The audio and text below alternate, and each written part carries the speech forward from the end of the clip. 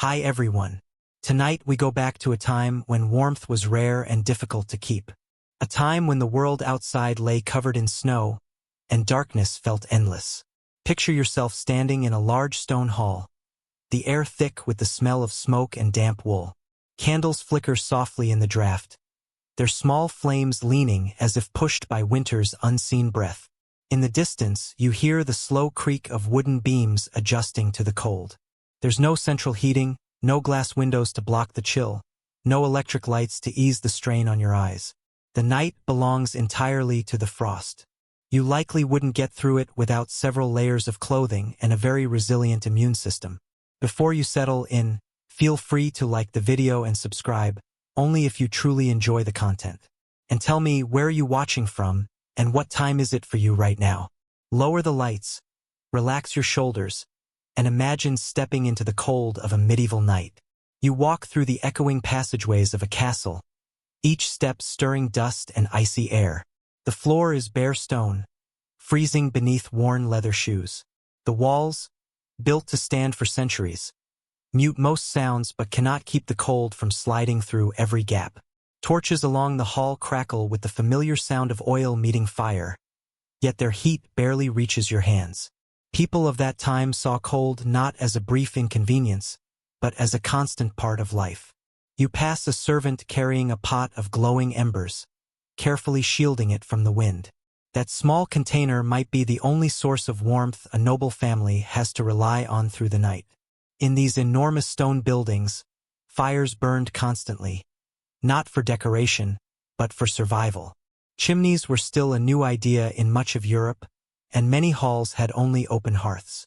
Smoke drifted upward and escaped through a simple hole in the roof. The smell of wood smoke settled into everything: clothes, hair, and the very air people breathed. You might assume castles were warm retreats, but even kings slept in rooms cold enough to freeze water by morning. The thick walls defended against enemies, not the weather. Without insulation, winter air seeped through cracks and arrow slits. Historians still debate whether the beauty of castles was worth the discomfort of living in them. Imagine servants rushing to hang heavy tapestries on walls, not to decorate, but to block drafts. In one corner stands a huge four-poster bed covered in layers of velvet and fur. A noble will soon climb into that small pocket of warmth, pulling the curtains tight to trap heat. Even then, he'll sleep wearing a wool cap, because the air outside the blankets will sting like frost.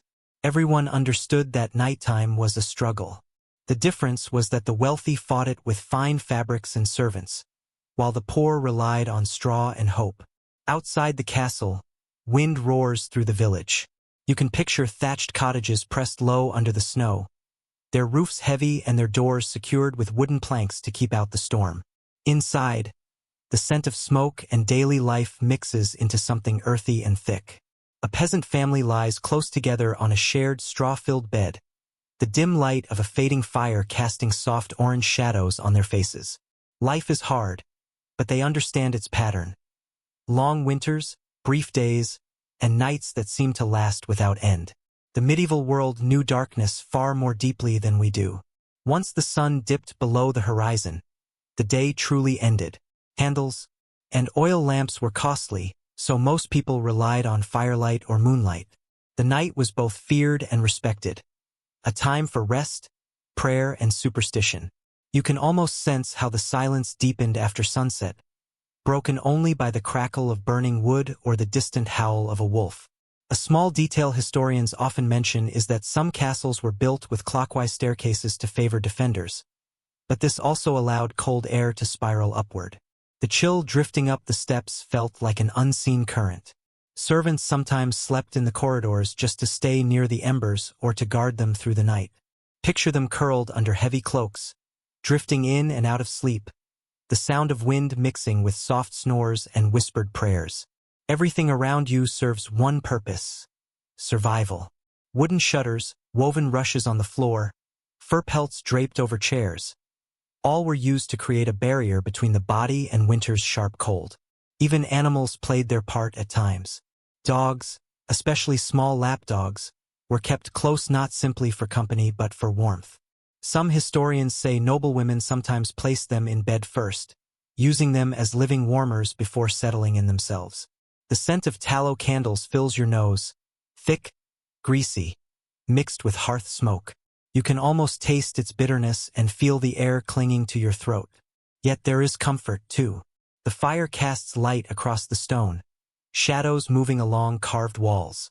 You hear a brief pause in the wind outside, and for a moment, you understand why people found a sense of calm here despite the hardship. The glow of a small flame and the quiet of a sleeping world. It's a fragile balance humanity has always chased. You reflect on how easily we forget the struggle, our nights now kept bright and warm by machines. In the Middle Ages, winter shaped character. People learned patience, resourcefulness, and endurance through those long, cold months. They watched frost spread across bare walls and still found beauty in its patterns. It was a time when stars felt closer, when every spark from the hearth seemed like a gift. As you sink deeper into the scene, you feel that same ancient calm settle over you. The air remains cold, but now it is a familiar cold. One that reminds you that warmth matters more when it is earned. The medieval world understood that truth well. The night moves on, the fire sighs, and you begin to sense the rhythm of a distant age. A world asleep under a frozen sky. You step beyond the castle walls into the village, where the smell of wood smoke hangs in the air like a second layer. The snow has paused, but everything remains quiet, heavy, and brittle. Under the low thatched roofs, peasants huddle together in their single-room homes. You stoop through a crooked doorway, greeted instantly by the scent of soot and damp straw. Inside, the only light comes from a small hearth in the middle of the room, its flame barely holding on as it flickers against rough clay walls blackened by years of smoke. You can taste the air thick and stale, a mix of old meals, unwashed wool, and ash. Near the fire, a woman sits on a three-legged stool, wrapped in a patched shawl as she stirs something heavy in a pot. Two children sleep nearby, curled under a heap of coarse blankets and worn clothes. A man lies close, his breath faint in the cold air. This is not comfort, this is endurance. They do not expect warmth, only to last until morning. Their bed is simply a raised wooden frame covered in straw and old linen sacks filled with whatever material was available. Sometimes hay, sometimes dried bracken, sometimes even moss gathered from the forest. Historians note that the straw was rarely changed, and the smell must have been unforgettable. You lie down on such a bed, the straw crackling beneath you, carrying the scent of earth and animals in its fibers. It pricks your skin through thin fabric, and the faint rustle creates a sound that lingers as you settle in. Every small movement sounds like a whisper. To make it through the night, peasants depended on layers, not of fabric, but of people. Families slept close together, sometimes 3 generations at once, sharing a single bed or at least one pile of straw. The warmth from each person's body mattered more than any fine blanket. Privacy was almost non-existent, but closeness offered a sense of safety. You can almost sense the press of shoulders, the blending of breaths, the steady rhythm of a sleeping household. Even the family's few animals, chickens or goats, might settle nearby, their body heat adding to the fragile shield against winter. The walls seemed to exhale, built from wattle and daub sticks held together and coated with clay and dung. They let in both sound and cold. You hear the wind groaning outside, but you also catch every cough, each rustle of straw, every quiet murmur from someone dreaming. The thatched roof above is dusted with frost, and sometimes it releases drops as warmth from the hearth rises. You can imagine the slow, uneven tap of melting ice hitting the floor, a small rhythm marking the flow of time through the night. Chroniclers of the era note that some villagers scattered herbs like lavender or wormwood among their bedding. They believed the scent could keep pests and illness away. Whether it truly worked remains unclear. Historians still discuss how much of medieval healing was based on practical knowledge and how much on hopeful belief. Still, even a faint herbal scent likely brought a sense of comfort, a reminder of gentler summer days. Your attention shifts to the hearth again. It serves as the center of this modest home. But the firewood supply is always uncertain. Many peasants collected fallen branches or dried dung, as proper logs were too expensive. When the fire dimmed, the room cooled quickly, and breath appeared white in the air. Children sometimes woke in the night to revive the embers using whatever scraps of wood they could find, blowing softly until the glow returned. That quiet breath against ash may have been one of the most personal sounds of winter living. The room is small, yet every item has purpose. A pot hanging from a chain over the fire, a rough bench, a simple chest for clothing, and perhaps a few wooden bowls. The walls remain bare except for smoke stains and the occasional charm or carving. Many believed these objects guarded the home from wandering spirits. In the long stillness of winter, imagination filled the dark easily. The boundary between superstition and survival blurred until it felt almost identical. You notice how the cold touches everything. Metal tools near the door shine with frost. Bread left overnight hardens as if it were stone. Even the dog curled in the corner moves slightly in its sleep, tail tucked tight to keep warm. There is no escaping the season, only methods to get through it. The villagers understand this, and they rarely complain. For them, winter is simply another test, one they know will return year after year. You picture how quiet the village becomes after sunset. No laughter, no loud conversations. Only the low hum of the wind and an occasional distant dog's bark. Thin lines of smoke rising from chimneys signal the small pockets of life beneath the pale moonlight. Every door is secured, not only against the cold but also against the unknown. The night feels vast, steady, and strangely reassuring. If you listen closely, you might hear soft singing. Sometimes families ended their day with hymns or stories, their voices blending with the crackle of the fire. Oral storytelling thrived in this dim world. Tales of saints, of ghosts, of travelers lost in the snow. Such stories warmed minds when bodies could not. It is difficult not to respect their endurance. Modern comfort has made us less tolerant of hardship.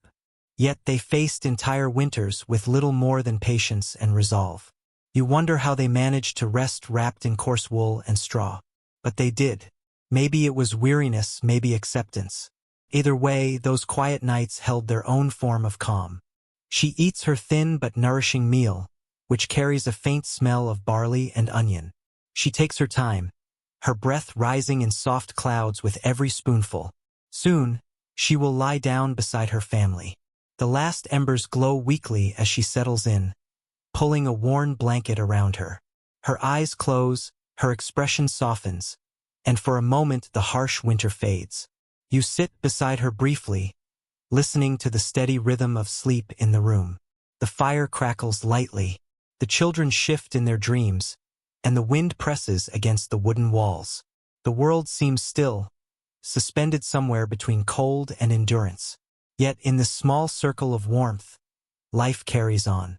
And so do you, easing into the slow pulse of a medieval winter night. After a few hours, you notice something unusual about your sleep. You wake up, blinking at the dim glow of dying coals. The room is quiet but not motionless. Others are stirring as well. At first, it feels accidental, as if the cold simply interrupted your rest. But in the medieval world, this was entirely normal. People rarely slept through the night in one long period. Instead, they experienced what chroniclers called the first sleep and the second sleep, two separate phases of rest divided by an hour or two of wakefulness. Diaries, court documents, and letters from across Europe describe this pattern. A peasant might rise after midnight, adjust the fire, check on animals, or whisper a few prayers before returning to bed. A noble could read from a psalter or speak quietly with a servant. This break in the night was not driven by fear but by routine. Sleep came in segments, shaped by natural darkness and cold conditions. You sit up on your straw mattress, watching the faint red glow of the hearth. The air stings your nose. A few others have risen too. A child shifts uneasily while an older man pulls on a cloak and steps outside to relieve himself. The snow outside reflects a pale light under the moon. This is the hour between sleeps, the calmest part of the night, when time feels momentarily paused. Some medieval medical texts mention that this waking period was believed to be healthy. Physicians argued that the body needed time to digest food or release vapors before continuing to rest. Others felt it offered a chance for the soul to engage in prayer or quiet thinking. You imagine sitting near the hearth with a mug of ale, slightly sour but warming, as your thoughts drift between dreaming and awareness. Researchers still debate how widespread this pattern truly was. Some claim it was mainly common in rural areas where daily life followed the sun. Others argue that even people in towns with candlelit homes followed the same rhythm. Whatever the case, the evidence strongly suggests that divided sleep was a normal part of life rather than a rare practice. You can picture it clearly now. The first sleep settles over the room like a heavy cloth. People drift into dreams shaped by winter, the wind in the rafters, the creaking of beams, distant animal calls. Then comes the quiet hour when the fire has faded low and bodies begin to shift. Someone rises to place another log on the embers, stretches stiff legs, or whispers a few words to a neighbor. Then, just as quietly, they lie back down, slipping into the second sleep until morning. During this in-between time, people often looked inward. They prayed, repeated psalms, or reflected on their worries and hopes. Some monastic records show that monks organized their night prayers around this pattern, calling it the watch. It served both spiritual purpose and practical need, since staying still for too long risked the cold settling into the body. There are also stories of lovers meeting during this middle hour, finding moments of closeness in the dim light while others slept. The winter may have frozen the land, but it did not dim human curiosity or emotion. One old folk tale tells of a shepherd who left his bed during the watch and followed a strange light across the fields, only to end of provided text. You realize it was simply the moon's reflection on the ice. True or not, stories like these show how easily the mind could be misled when the body drifted between sleep and wakefulness. Modern researchers remain intrigued by this pattern. When people are kept in total darkness without clocks or artificial light, their bodies often fall into a similar rhythm. 4 hours of sleep, an hour or two awake, then another stretch of rest. Our ancestors were not unusual. They were in harmony with the natural world's timing. The industrial age reshaped that pattern, compressing the night into one long block to fit the demands of work schedules and electric lighting. Watching the room settle, you sense how calming that older rhythm may have been. There was space for dreams, reflection, and prayer, each seamlessly fitting into the long winter night. No alarms, no urgency, only the gentle pattern of breathing and the glow of a fading fire. It was a quiet dialogue between the body and the darkness. Some village records mention an interesting custom. People sometimes used this midnight waking to check on neighbors or take care of small chores, like mending clothes or preparing bread dough to rise by morning. Life continued quietly, even as the rest of the world slept. Maybe that is why the cold felt less harsh. It was simply another part of the natural cycle. You lean back, the straw shifting beneath you, and close your eyes once more. Outside, frost glitters faintly along the window frame, and the soft crack of cooling wood breaks the silence.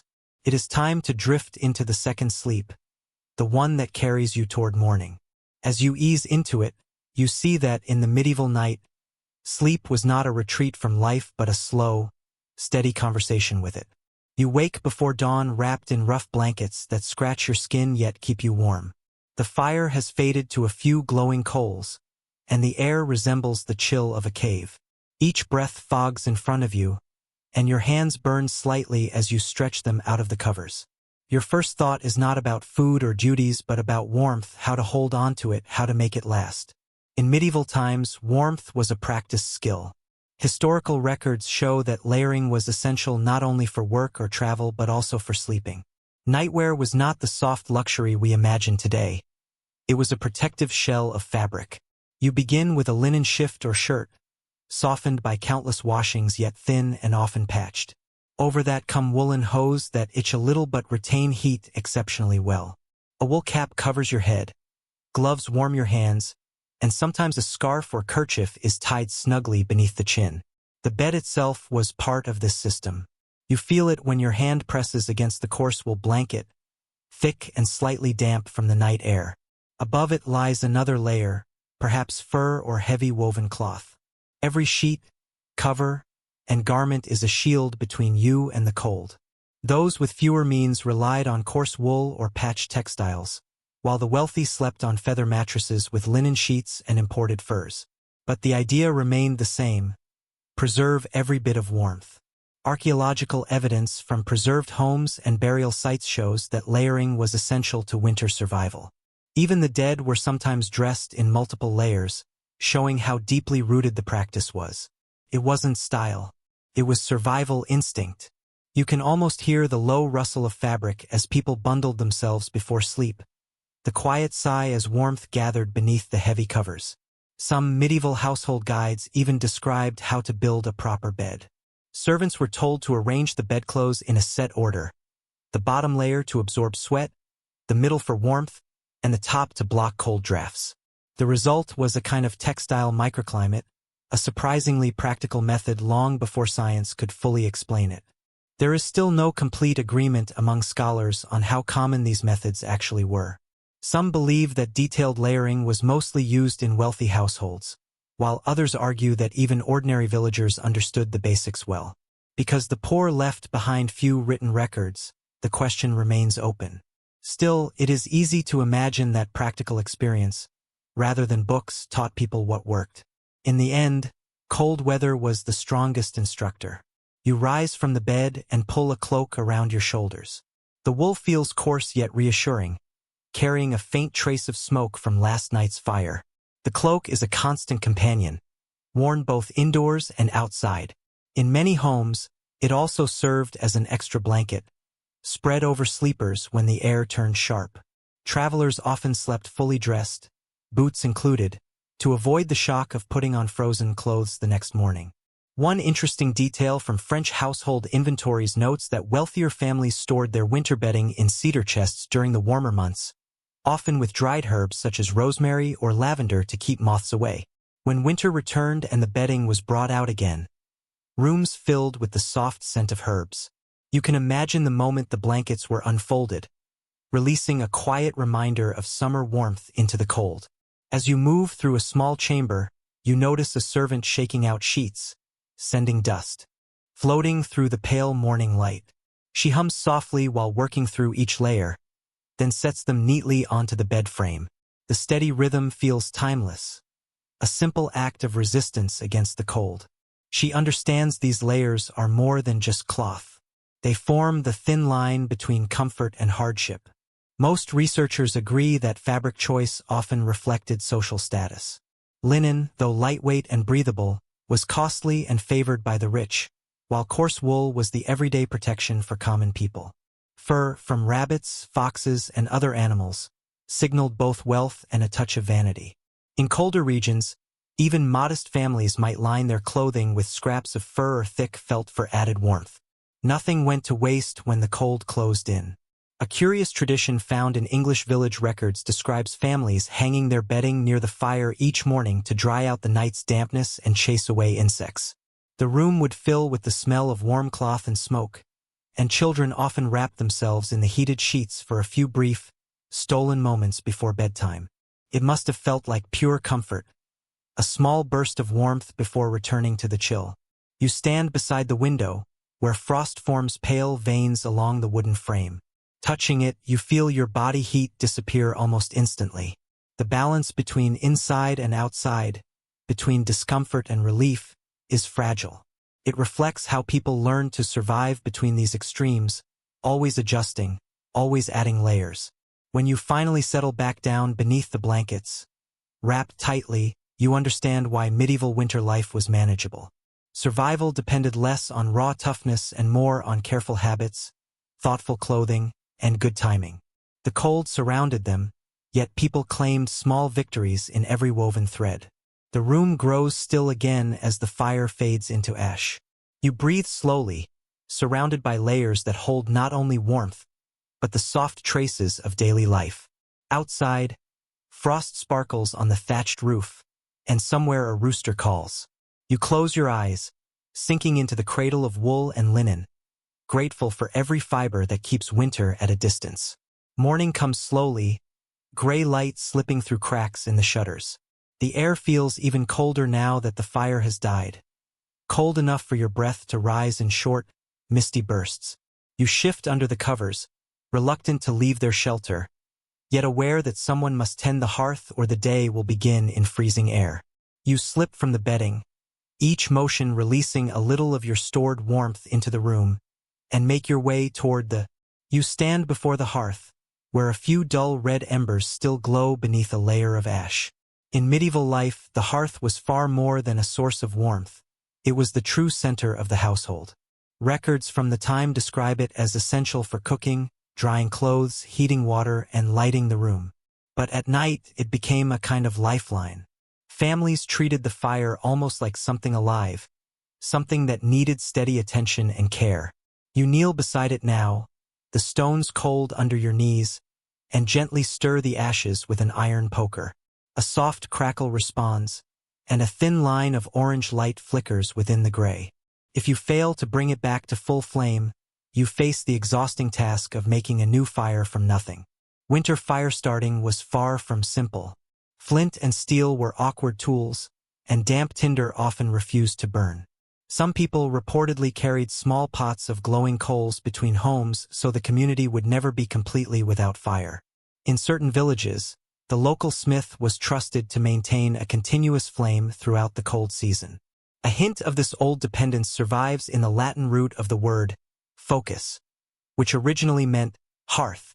One curious 14th century manor record notes that some servants slept near the fireplace to guard the embers.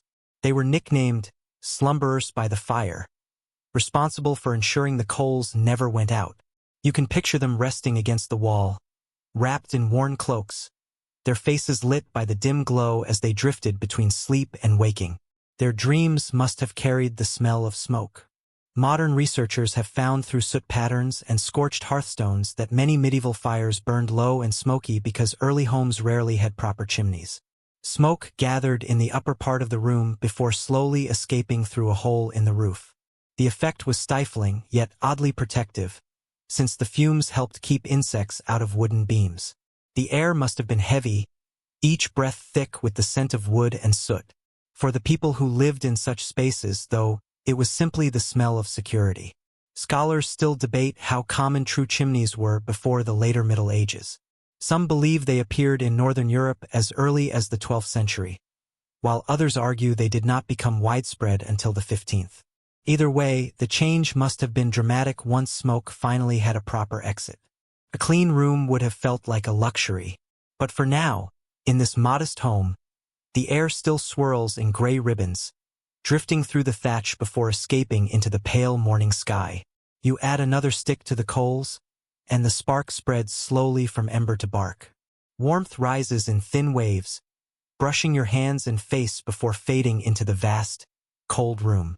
It is enough to soften the chill, but not to truly heat the space. The woman beside you coughs lightly and lifts a shawl to her mouth.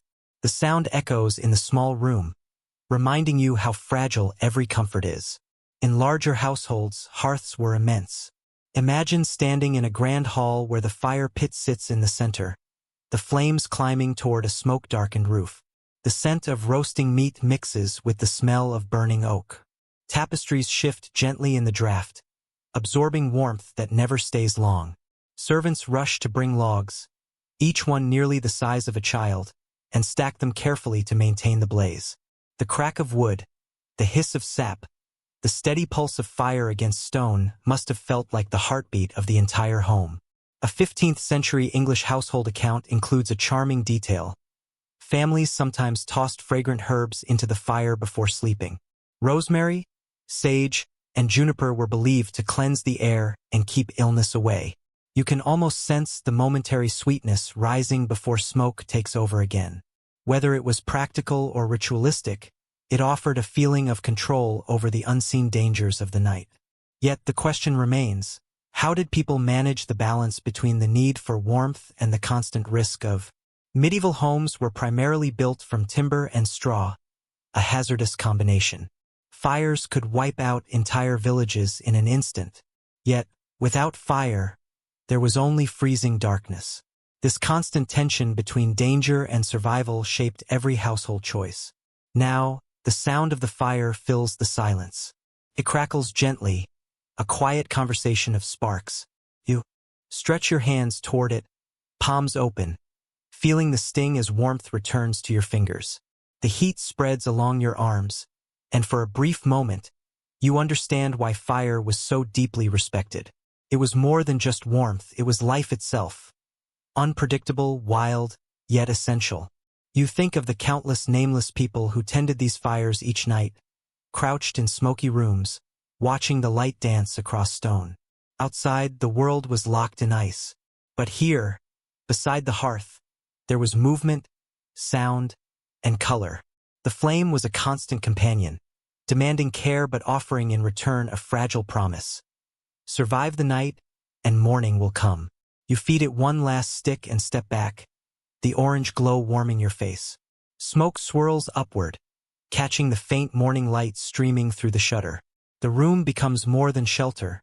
It is a world contained by fire and frost. You close your eyes and listen to the steady hum of burning wood, a sound that has comforted humanity for centuries. Now you step into another world, defined by the rustle of straw and the muted luxury of bedding. The way people slept in the Middle Ages reveals much about their lives. Sleep was a silent language of comfort and status, woven from fabric, feathers, and necessity. In a single night, two Europes coexisted side by side.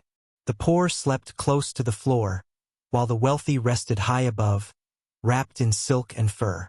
Historical household inventories show that beds were prized possessions for the wealthy.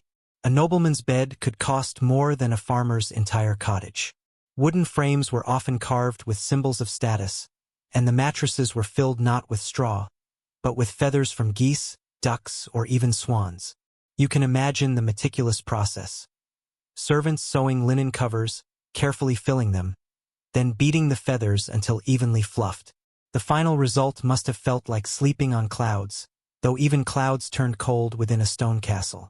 You lie down on one of these imagined feather mattresses. The feeling is soft, uneven as the feathers shift under your weight. The sheets carry faint scents of lavender and beeswax, signs of wealth and hygiene. Above, a canopy of heavy fabric hangs like a tent, trapping body heat. This was not mere decoration. Curtains drawn tightly on all sides created a warm, private chamber within the room. Travelers of the time noted that such beds were often the warmest spots in a household. Servants or guests sometimes slept at the foot of a master's bed to share heat. The bed was both a place for rest and a symbol of comfort and authority. Owning one meant control over the cold, a privilege unavailable to most. Down in the village, sleep sounded different. You lie on a straw mattress again, feeling the scratch of stalks through a coarse sheet. The poor called it a pallias, replaced once or twice a year if they were lucky. More often, it was shaken, pests removed by hand, and reused until it fell apart. The scent of earth and sweat lingered, but it was better than nothing. Archaeological digs in medieval villages have uncovered straw-filled mattresses preserved by fire and time. Some even contained herbs like pennyroyal or mint to ward off fleas. A small but clever touch that reflects the human instinct to make the best of nature's provisions. You can almost smell it. The faint scent of crushed leaves lingers beneath the weight of a weary body. Historians still debate whether feather beds were truly comfortable or served more as status symbols than practical furniture. Some claim they flattened quickly, forming lumps and uneven patches, while others insist they offered genuine luxury compared to other options. What is certain is that maintaining a feather bed required both time and resources. Feathers needed regular cleaning, fluffing, and replacement. This was not a bed to make and forget. A notable 14th century English will mentions a woman leaving her finest feather bed to her eldest daughter, complete with pillows, blankets, and curtains. Beds were heirlooms, valuable possessions to be passed down rather than mere furnishings. Owning one was like possessing warmth itself. In a world where most shared sleeping quarters or even slept alongside animals, such private comfort was almost divine. Imagine the sounds of these two worlds, the quiet creak of a noble's bed frame in a serene chamber, and the gentle rustle of straw beneath a peasant family a mile away. Both are subtle, steady sounds, a nightly rhythm of survival. Regardless of feather softness or straw scratchiness, sleep's rhythm unites them. A lesser-known custom among the poor involved sleeping with heads slightly elevated, resting on rolled-up clothing or sacks instead of pillows, believed to aid breathing in smoky rooms. The wealthy, in contrast, used embroidered feather cushions, sometimes perfumed. The difference extended beyond comfort, signaling the scent of clean linens versus the natural odors of daily life. Scholars agree that this straw versus feather distinction reflected more than wealth. It mirrored the structure of medieval society. The material one slept on served as a nightly reminder of social status. Yet for both rich and poor, the goal was identical: warmth, rest, and endurance until morning. Medieval household records note a superstition warning against shaking a bed after sunset, believed to disturb wandering spirits. People of all classes carried their fears into the night. The bed served as both refuge and a space where dreams touched the unknown. Perhaps this explains why even the finest feather beds could not fully banish the chill of night. Picture yourself lying on both beds simultaneously, the peasant's straw crackling beneath, the noble's feathers supporting your body. Two textures, two worlds, united by a single shared breath in the cold dark. The fire casts the same warm glow on both faces, rich and poor alike. Sleep, ultimately, is the great equalizer, and cold remains its constant companion. Outside, frost glimmers faintly under moonlight. Inside, beds creak, straw shifts, and for a few hours, the medieval world forgets hunger, hardship, and relentless winter. Everyone sleeps, each in their own way, wrapped in whatever comfort they can find. As night deepens, preparing for bed feels less like rest and more like embarking on a journey. In a medieval winter, sleep was not simply closing one's eyes. It was a tactical act. The night began with a shift, a long linen garment serving as underwear and nightwear. Initially cool against the skin, it gradually warmed, carrying faint scents of soap and smoke, evidence of laborious washing and hard living. Contemporary descriptions agree. Few slept unclothed, even among the wealthy. Doing so would have been seen as both indecent and dangerously cold.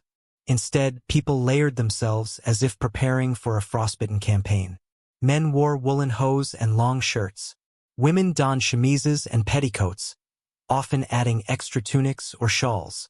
Warmth, rather than modesty, guided these choices. Wrapping a cloak around your shoulders by the fire, you feel its heat seep into the fabric. Even when finally sliding into bed, the cloak remained folded over you, guarding against the night's chill. The layers pressed gently against you, offering a comforting weight. Your nightcap slips slightly over your ears, and you adjust it, tucking it snugly beneath your chin.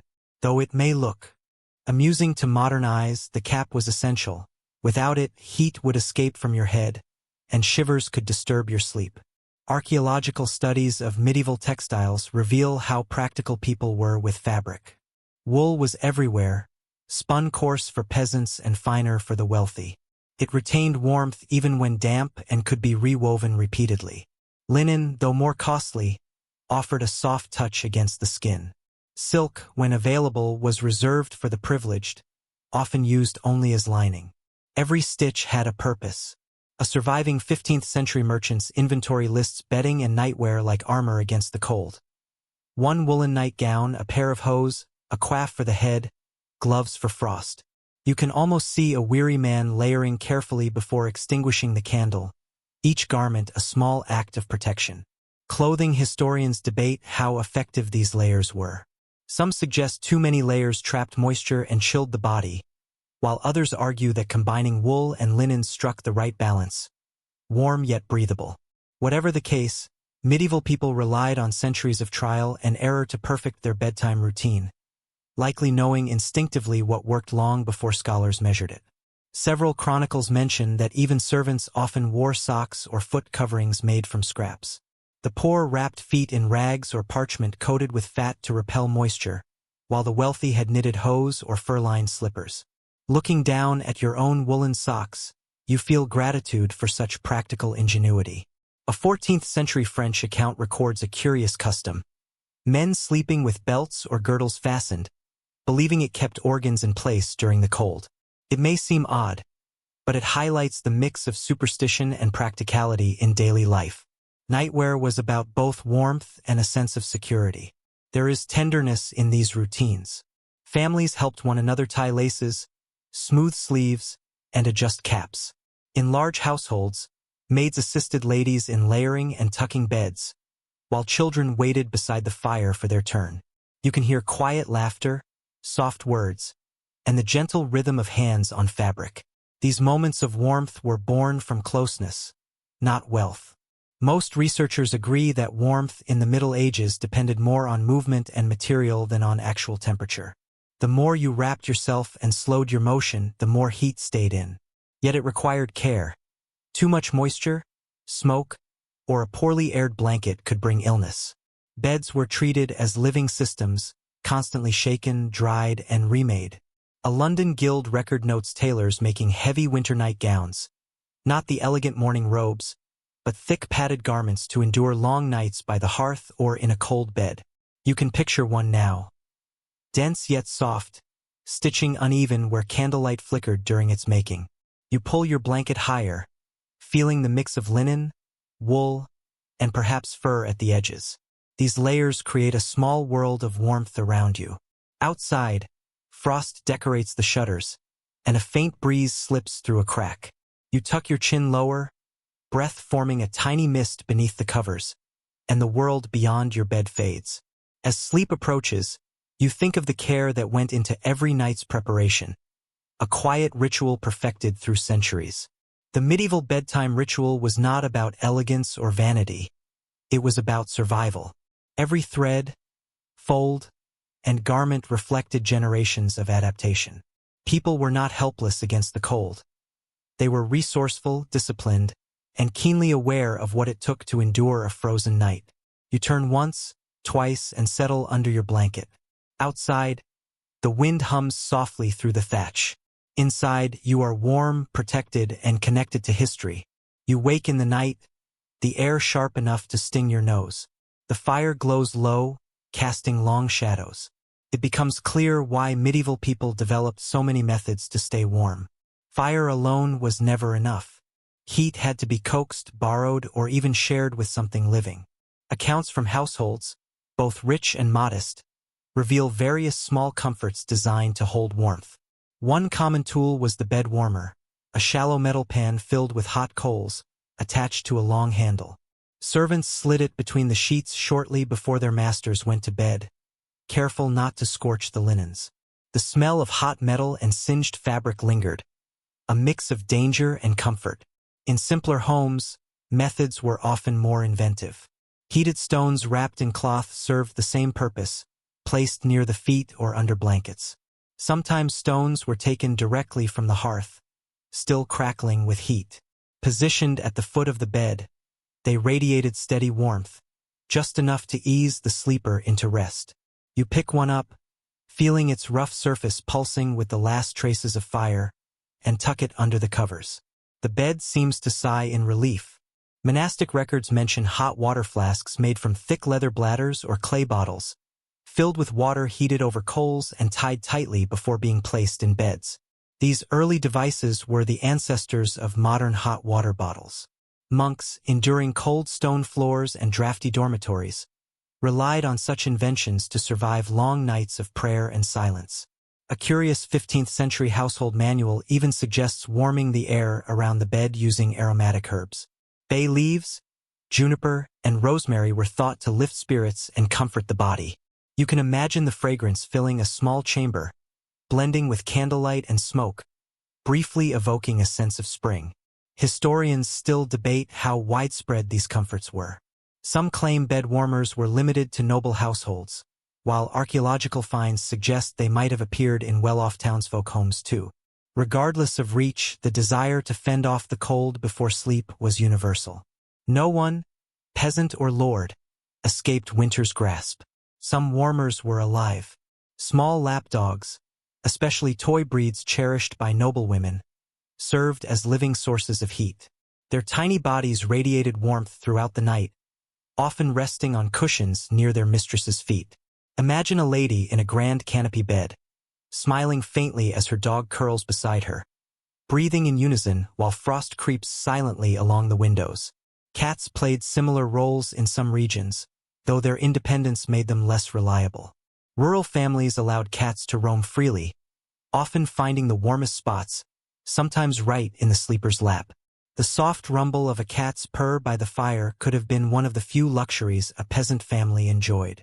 A curious bit of folklore from northern France even mentions keeping a dog or cat near your feet during winter to share their warmth.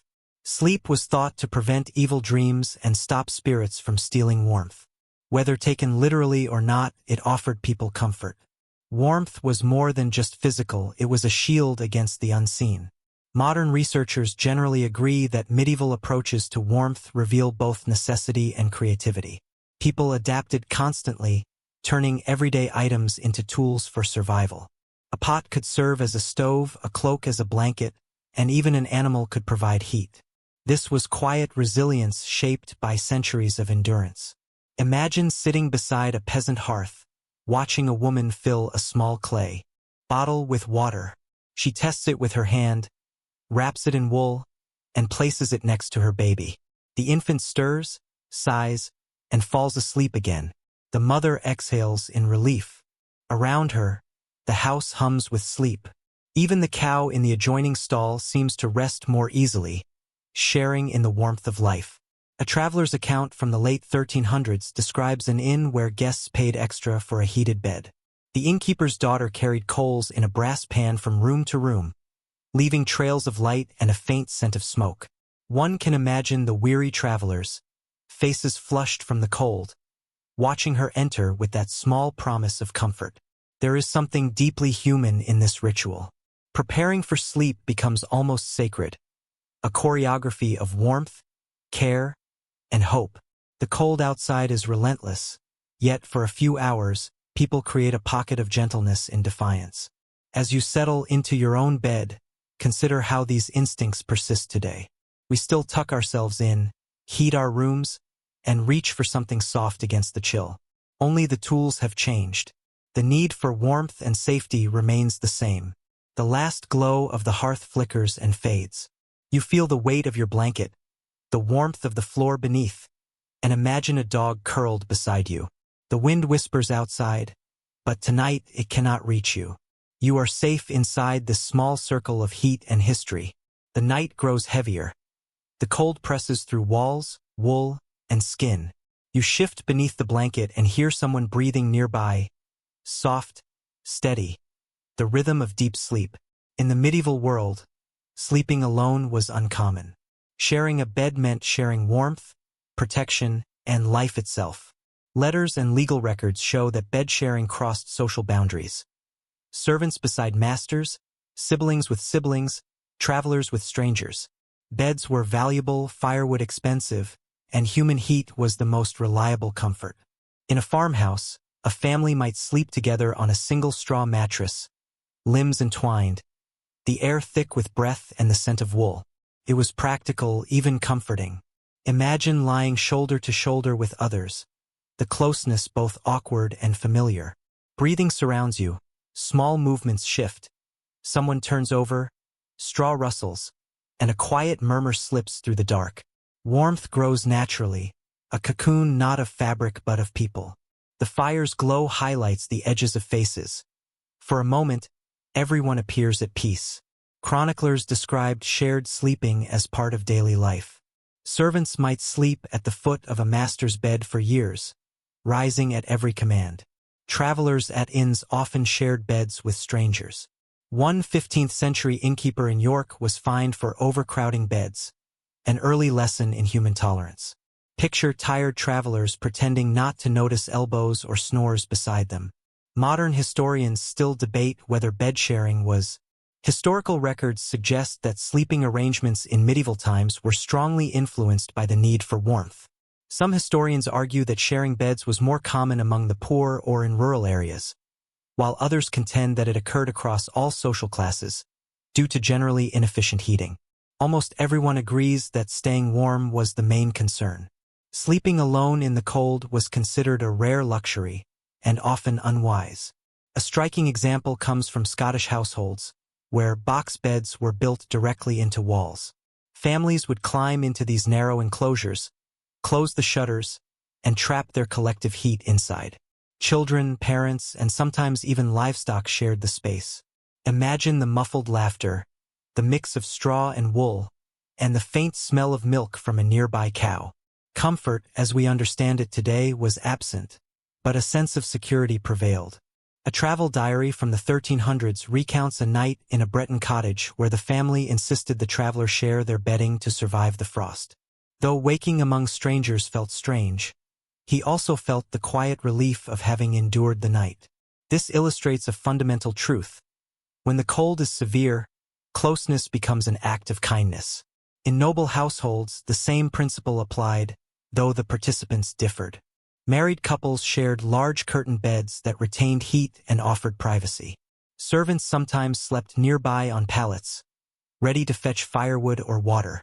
Guests might share beds with hosts, blurring social distinctions but saving lives during harsh weather. In these circumstances, physical proximity replaced the modern idea of personal space. An amusing story from an Italian monk describes two scholars traveling in winter who argued about theology under a single blanket. Their debate became so intense that they forgot the cold entirely. Perhaps conversation, humor, and mental engagement were the true means of staying warm. Research on medieval sleep patterns notes that this closeness influenced relationships. Bonds formed not only at the table or during prayer but also in the quiet night, when people whispered secrets or shared stories before sleep. Trust and warmth were intertwined. In the dim glow of the fire, social differences faded, and survival depended on companionship. You can almost feel the closeness, the rhythm of shared breaths, the quiet punctuated by a cough or the snap of burning wood. A 14th-century medical manuscript even suggested that shared bedding regulated body temperature and soothed the spirit. Physicians believed that a body surrounded by others balanced its humors more effectively. Though it may seem odd today, there is an instinctive truth. Warmth brings comfort, and the warmth of others is one of the oldest human reassurances. As you shift beneath the blanket, the air carries scents of smoke, straw, and faintly sweet herbs tucked into the bedding. Outside, the wind rattles the shutters. Inside, the room is alive with quiet energy. Unlike modern solitary sleep, medieval rest was communal, vibrant, and deeply human. Sharing a bed meant sharing survival. You close your eyes, imagining warmth spreading through the room as everyone breathes in rhythm. For a few hours, the outside world fades. Dawn arrives with low melodic chanting echoing through stone corridors. The air bites your face as you rise, a reminder that you are no longer in a small cottage or manor, but the memory of shared warmth lingers. But in a monastery, a place where warmth was a rare privilege and sacrifice shaped daily life, discipline ruled every hour. Monastic life in the Middle Ages required extraordinary commitment. Monks followed rigid schedules, waking several times during the night for prayer. These midnight vigils, known as matins or nocturnes, demanded leaving a warm bed to traverse icy corridors and unheated chapels. Historical records from abbeys across Europe describe dormitories lined with simple straw pallets. Each monk slept wrapped in a coarse wool blanket and clothed in his habit. Imagine walking through one of these dormitories now. The faint glow of oil lamps flickers against stone walls, casting trembling halos of light. The air carries the scent of cold stone, aged wool, and tallow candle smoke. Quiet breathing fills the room, interrupted only by the soft scrape of sandals as one monk rises, then another, until the room slowly stirs. There is no conversation, only careful movement. You can almost hear the rustle of robes as cowls are drawn over heads and monks step into the freezing hall. According to the Benedictine rule, monks avoided indulgence. Comfort threatened the soul. Beds were wooden planks or simple frames with straw mattresses, and coverings were plain and functional. Deep or prolonged sleep was forbidden. Remaining half awake was considered a form of ongoing prayer. One chronicler observed that the cold tested faith, reminding monks that earthly suffering could bring them closer to divine endurance. The architecture offered little relief. Thick walls kept out wind but trapped dampness, seeping into clothing and clinging to skin. Monks sometimes complained of cold drafts, aching joints, and frozen ink in writing rooms. Yet few requested change. The discomfort was embraced as discipline. A surviving record from the Abbey of Cluny mentions that during harsh winters, brothers would huddle near the cloister's brazier after matins, whispering prayers while warming their hands. The small fire served as both heat and symbol. Standing beside it was a moment of grace, not entitlement. One can picture their faces lit by the orange glow, eyes half closed from exhaustion, yet calm in stillness. Modern scholars debate how strictly these austerity rules were applied. Wealthier abbeys may have allowed modest comforts, woolen blankets, small fires, or extra coverings for the elderly. Others adhered so strictly that monks slept in near darkness, inhaling air cold enough to frost their robes. Practices varied across regions. A Cistercian document describes monks wearing mittens stitched from scraps of wool to bed, called sleeping gloves. Another northern English account mentions stuffing straw between linen layers to create a crude sleeping bag. These details, preserved in monastic rules and inventories, show resilience beneath austerity. Faith guided them, but ingenuity sustained them. It is easy to romanticize their devotion, yet imagining the reality inspires both admiration and awe. Waking in darkness, breath visible in cold air, walking barefoot across frozen stones to the chapel, and still finding beauty in prayer. There is something enduring in that discipline. One can almost hear the distant chant, a low rhythm blending with wind sighing through cloister arches. Later chroniclers recount that some monks in northern France warmed their hands over a single candle while copying manuscripts, joking that one flame was enough for both fingers and soul. These small human moments offer glimpses into a world of devotion built on endurance. Most researchers agree that while monastic life was harsh, it offered a unique kind of peace. The simplicity of monastic life freed the mind from distractions. The steady rhythm of prayer and work created a quiet warmth, the warmth of purpose. Enduring the cold was not merely surviving it, but transforming it into a space for reflection.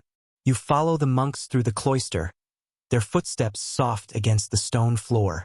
Outside, frost covers the courtyard. The pale moon hangs still in the sky, and the air is so clear each breath feels sharp.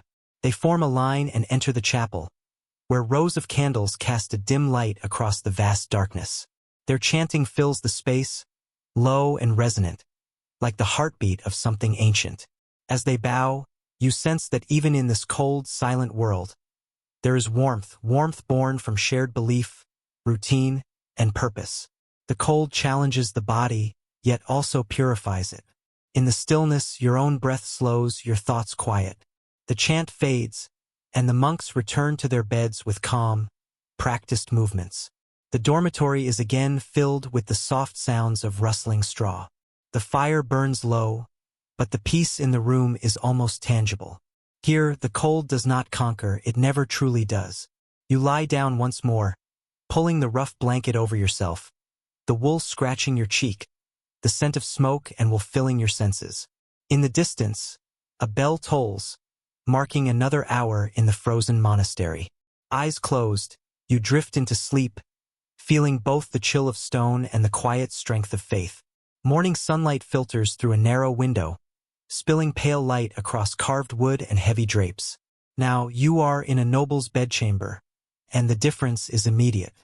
The air carries the scent of beeswax and polished oak instead of smoke.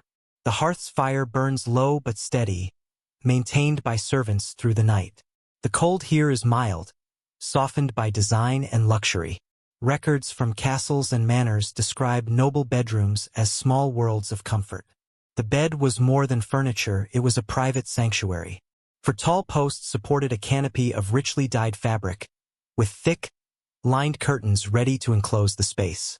Within, warmth gathered like a secret. As you step into this enclosed space, the air feels slightly warmer than the rest of the room. Inventories from the 14th and 15th centuries show that a noble's bed could have multiple layers. A straw base for support, wool for insulation, a feather mattress for softness, and white linen sheets. Over these, embroidered blankets, velvet covers, and furs created a fortress of warmth. Each layer served both practical and decorative purposes, displaying wealth in intimate spaces. French castle inventories even listed beds by owner. The king's grand bed, the lady's red hangings, the guest bed by the window. Fabrics conveyed meaning. Deep reds suggested power, blues and greens signified rarity, with dyes sourced from distant lands at great expense. Even asleep, the noble's body rested in comfort, color, and status. Historians still debate how effective these canopied beds were at keeping warmth. Some argue that drafts could slip through floors and stone cracks, while others believe the enclosure created a personal microclimate. Regardless, it was a triumph of imagination against the cold. You can picture candlelight flickering through the curtains, golden glow casting shadows on velvet folds. A 15th-century English letter describes a lady's bed as so well enclosed that the air within kept her from shivering, her maid even warming the sheets with a brass pan. Before she retired, the bed had been filled with coals, leaving a faint scent of ash and iron. You can almost sense it now, the warmth of the fire blending with the scent of fresh linen. The noble bedrooms were far from silent. The crackle of logs in the hearth, the soft rustle of fabric, and the muted steps of servants filled the space. Occasionally, a lapdog shifted at the foot of the bed with a soft sigh. At times, the wind outside howled, though its sound was distant, muffled by layers of stone and cloth. Within these walls, the night was meant for peace and ritual. It was common for nobles to sleep with companions, though not always for company. Ladies-in-waiting or chambermaids often rested nearby on pallets, ready to attend if the master or mistress stirred. Their presence ensured both safety and service. A bedchamber was never truly private. It reflected the social hierarchy even in dreams.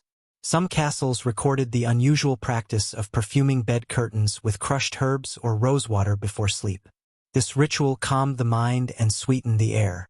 Imagine the gentle fragrance drifting through the fabric, mingling with the warmth of bodies and the faint tang of burning wood. For a few hours, the cold winter world outside seemed to vanish. Archaeological studies of surviving medieval bed frames reveal grooves worn into the wood, where curtains once slid. Each night, heavy drapes were drawn, and the sleeper withdrew into a small, dark cocoon of quiet. Inside, time slowed. Outside might be freezing, but inside it was safe and private. A rare chronicler notes that even royalty complained of the cold. King Henry VIII reportedly slept under layers of furs so thick that servants joked he was buried alive in pelts. Wealth and grand architecture could not fully escape the chill, yet the effort to do so inspired elegance. Canopy beds, layered sheets, and perfumed curtains were all solutions to the same question: how to survive winter. Most historians agree that the medieval bedchamber laid the foundation for the modern bedroom.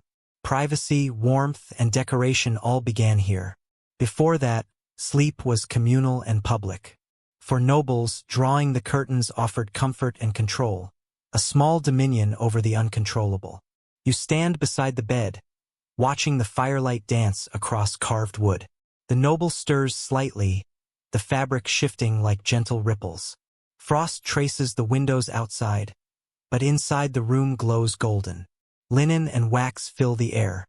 You touch the curtain and feel its softness, the warmth pulsing faintly behind it. Stepping back, you realize that even amidst wealth, one quiet truth remains. No one escaped the cold entirely. People built small islands of comfort within it.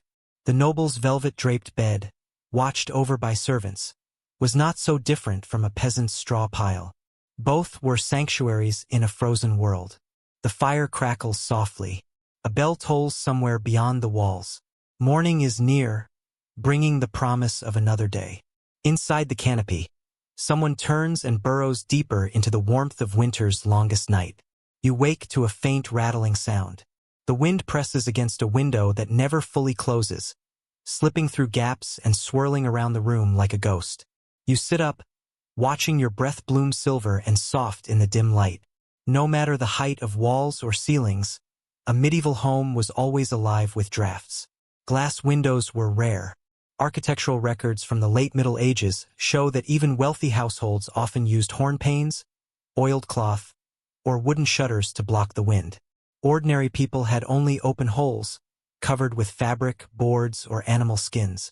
You walk toward the window now, and you touch the frame.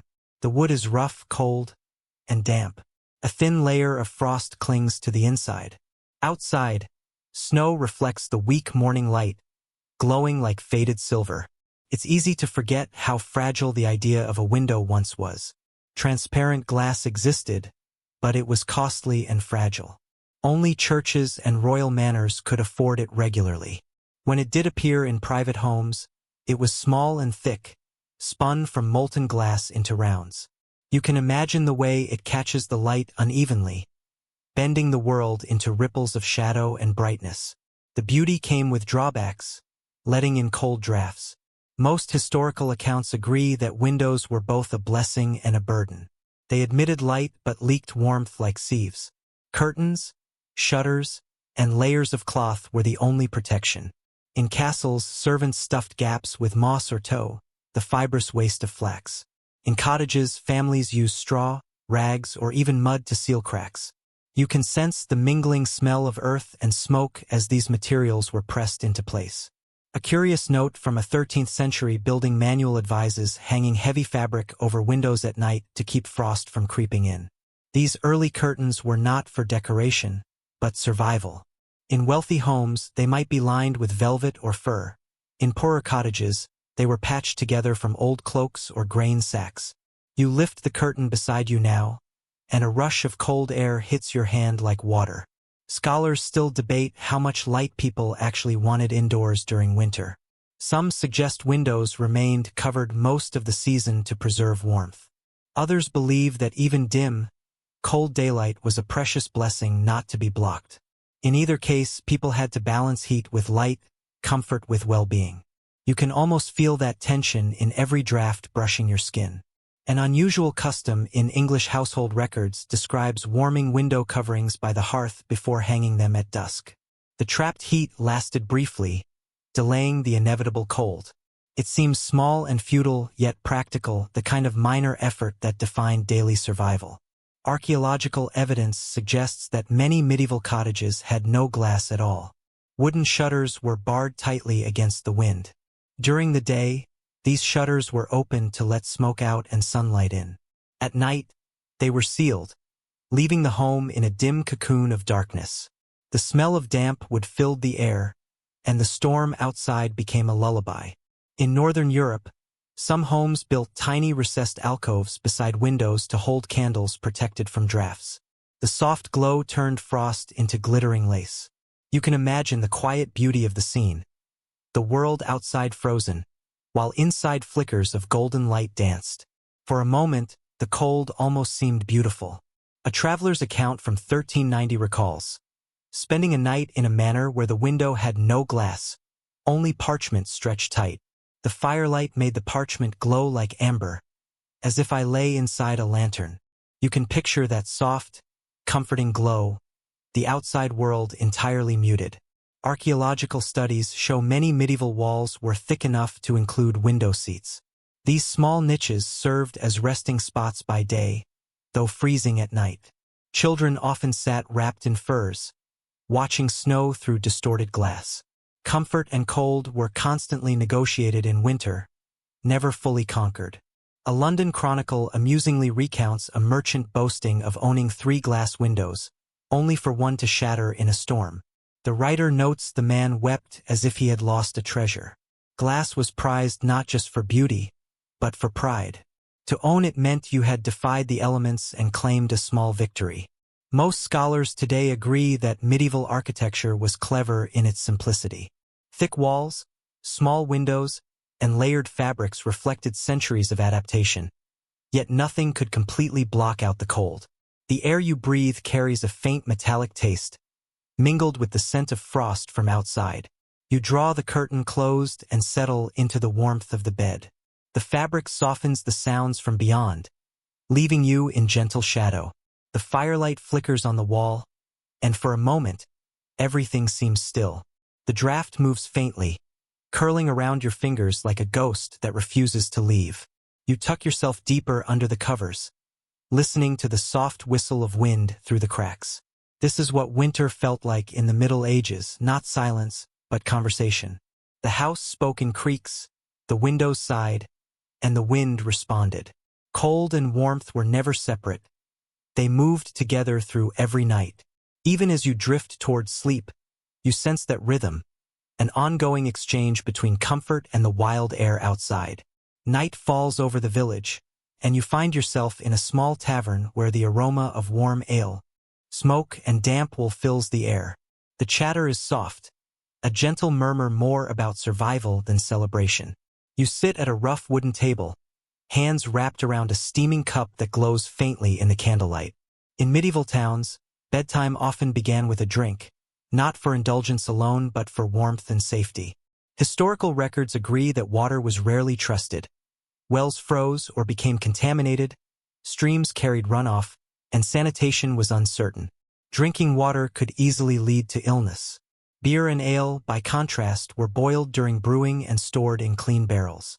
They were safer and hearty, providing calories to sustain bodies through long, cold nights. You raise the cup and take a sip. The thick, slightly sour liquid is comforting despite its roughness. Tavern records and household guides note that ale was often brewed weekly, especially in winter. Each batch was cloudy, low in alcohol, and consumed quickly before it spoiled. The scent of yeast and grain drifted through villages, mixing with smoke from chimneys. For many, it was the last warmth they tasted before sleep. A London alewife's ledger even lists ingredients meant for night comfort. Cloves, cinnamon, and honey added to ale and warmed by the fire. This created what we might now call spiced beer or mulled ale, soothing throats and warding off chills. You can almost feel it sliding down, leaving a slow-spreading warmth in your chest. Historians debate how widely such spiced drinks were enjoyed. Some suggest they were luxuries for merchants and nobles, while others argue that small amounts of spices were available to lower classes during winter festivals. Likely, they were a treat shared when fortune allowed. In noble households, the evening drink might be wine instead of ale, often mulled with sugar, pepper, or nutmeg. Chronicles describe servants bringing steaming cups of wine to their masters' chambers at night, thought to encourage sleep and ease joints. Physicians recommended sweetened wine before bed to balance the body's humors. You can picture a lord reclining by the fire, cup in hand, the liquid glinting red in candlelight while frost gathers on the windows. Some monasteries practice drinking posset, a mixture of hot milk, ale, and herbs, as a nightcap, comfort, or sleep aid. Thick and unusual in texture, monks swore by its ability to chase away the cold. One chronicler even remarked that a warm posset calms both body and soul, soothing restlessness. The devil that dwells in empty stomachs. Archaeological evidence from medieval kitchens shows that mugs and cups used for ale or wine were often thick and heavy, made from clay or pewter to retain heat. You hold one now, feeling the warmth slowly seep through the cup, the rim rough against your lips. Around you, others do the same, each finding comfort in the same ritual. A 14th-century visitor to England amusingly noted that the English drank often, yet it was not the drink they craved but the cold they sought to ward off. Perhaps he was right. In a world without central heating, the warmth of ale or wine was as vital as the heat of a fire. To drink was to survive. Most researchers agree that drinking before bed was not mere indulgence, it was practical. The body relaxed, blood warmed, and sleep came easier. Even children were sometimes given watered-down ale or warm cider before bedtime, blurring the line between nourishment and comfort. A 15th-century herbal manual suggests adding a pinch of ground ginger or a drop of honey to bedtime ale for pleasant dreams. Whether effective or not, it offered the illusion of care, a small act of hope before the long, cold night. You sit quietly, watching the tavern empty. One by one, people finish their drinks, gather their cloaks, and step into the snow.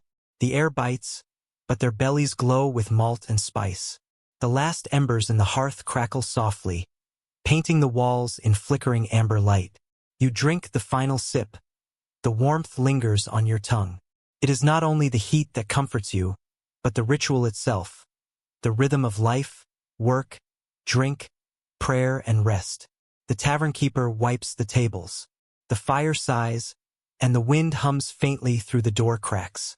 As you step out into the night, The cold wraps around you instantly, yet it feels softer now, gentler, as if the heat in your chest has kindled its own flame.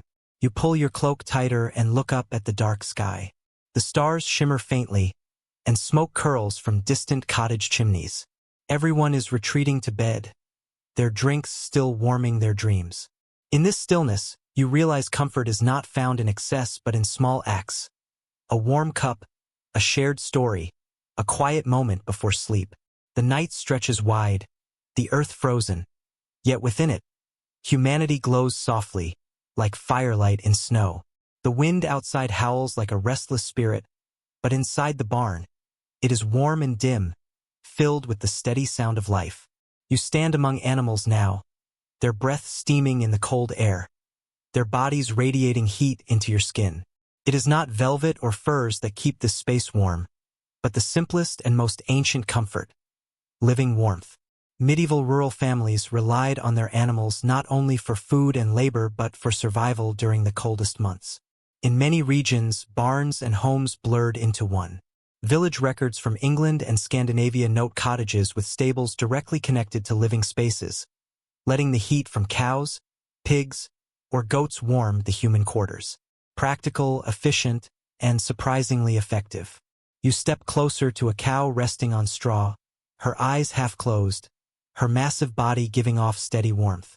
The air smells of hay, milk, and faint manure, yet it is a living, present scent. A child sleeps nearby, wrapped in a blanket, head resting against his mother's arm. Behind them, a goat exhales softly. The family and animals share the same breath, the same fragile shelter. A 14th century farming guide praises the gentle heat of oxen as the best gift of winter, recommending that livestock be kept close during the darkest months, noting that their warmth blesses the house as surely as fire. You feel the truth of it here, in this quiet, shared warmth. Each animal acts as a small, steady furnace, transforming hay and grain into heat that spreads throughout the room. Modern researchers debate how deliberate this practice was. Some suggest that living near animals was simply a result of small building layouts, not intentional heating. Others argue it was a conscious choice, a natural form of insulation in a time when wood was scarce. Regardless of intent, the effect was the same: warmth shared across species. A notable detail from a German village record mentions that people often named their cows after saints during winter, as if to honor them for keeping death at bay. These animals were more than property. They were companions, with their survival tied closely to the family's own. In exchange for milk and labor, they offered warmth, perhaps the most valuable gift of all. When frost stiffens the fields, you sit on a wooden stool, straw rustling beneath you. A hen clucks softly in sleep, and a cat curls near the fire, her breath rising in gentle waves. The rhythm of animal life is steady and comforting. The air is thick but alive, filled with the soft sounds of chewing, shifting, and breathing. It is not silence, it is peace. In wealthier farmhouses, the arrangement could be slightly different. Archaeological findings suggest that larger homes often had lofts or platforms above the barn, allowing people to sleep over their animals. Heat rose naturally, filling the sleeping area with gentle warmth. This was an early form of central heating, powered not by machinery, but by life itself. Imagine lying there, wooden beams creaking above as cows move below, the scent of hay rising like a lullaby. A 15th century traveler in the Alps observed that peasants slept beside their animals and smelled of them too, yet they laughed more heartily than the rich. Perhaps warmth and contentment are closer to joy than refinement. When you are not cold, laughter comes more easily. In some northern traditions, people even shared blankets with smaller animals. Dogs, cats, and occasionally goats slept beside them, not as pets, but as allies. A Norwegian folk tale tells of a farmer whose dog allegedly saved his life one winter by lying across his chest through the night. The details may have grown in time, but the essence remains true. Human-animal bonds were forged in both cold and care. Most researchers agree that medieval people saw warmth as a communal experience rather than an individual one. Whether from family, animals, or shared firelight, heat belonged to everyone in the household. It was drawn collectively like water from a single well. Sleeping near the creatures that fed and supported you was not humiliation. It was practical gratitude. You leaned back and listened to the barn's quiet music, the crackle of straw, the soft sigh of cattle, the rhythmic shift of hooves. The rafters creak with the wind. The air is heavy but gentle, carrying the scent of hay and faint sweetness of milk. Time seems suspended. The line between home and stable blurs. Life breathes together, warm and patient. Outside, snow blankets the fields. Inside, the glow of fire and the presence of animals beats like a steady heart. You pull the blanket closer, feel the warmth of the cow beside you, and close your eyes. In this shared heat, you realize something eternal. Comfort is not always elegance or solitude. Sometimes, it is the sound of breathing in the dark, the straw beneath you, and another life keeping the cold away. Even in hardship, this world found peace in simple things. Night deepens. Animals shift slightly, and your thoughts soften, your heartbeat slows. Outside, the wind continues its song, but inside, it fades. Warmth fills the space between heartbeats, and sleep arrives quietly.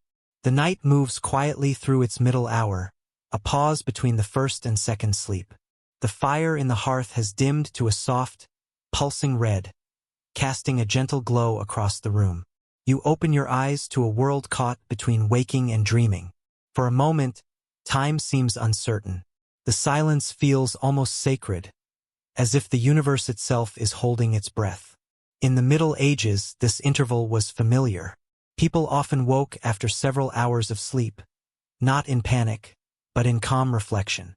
They called it the watch or the waking, a time for prayer, contemplation, or quiet tasks. Records from monastic schedules, farmers' diaries, and even court documents show that this midnight waking was a normal part of life. You can imagine villagers rising in bed, stretching, whispering prayers, or tending embers that were beginning to die. A 15th-century English household manual suggests that waking in the middle of the night was healthy, allowing the body to digest and the mind to settle before the second rest. Human routines mirrored the fire's rhythm.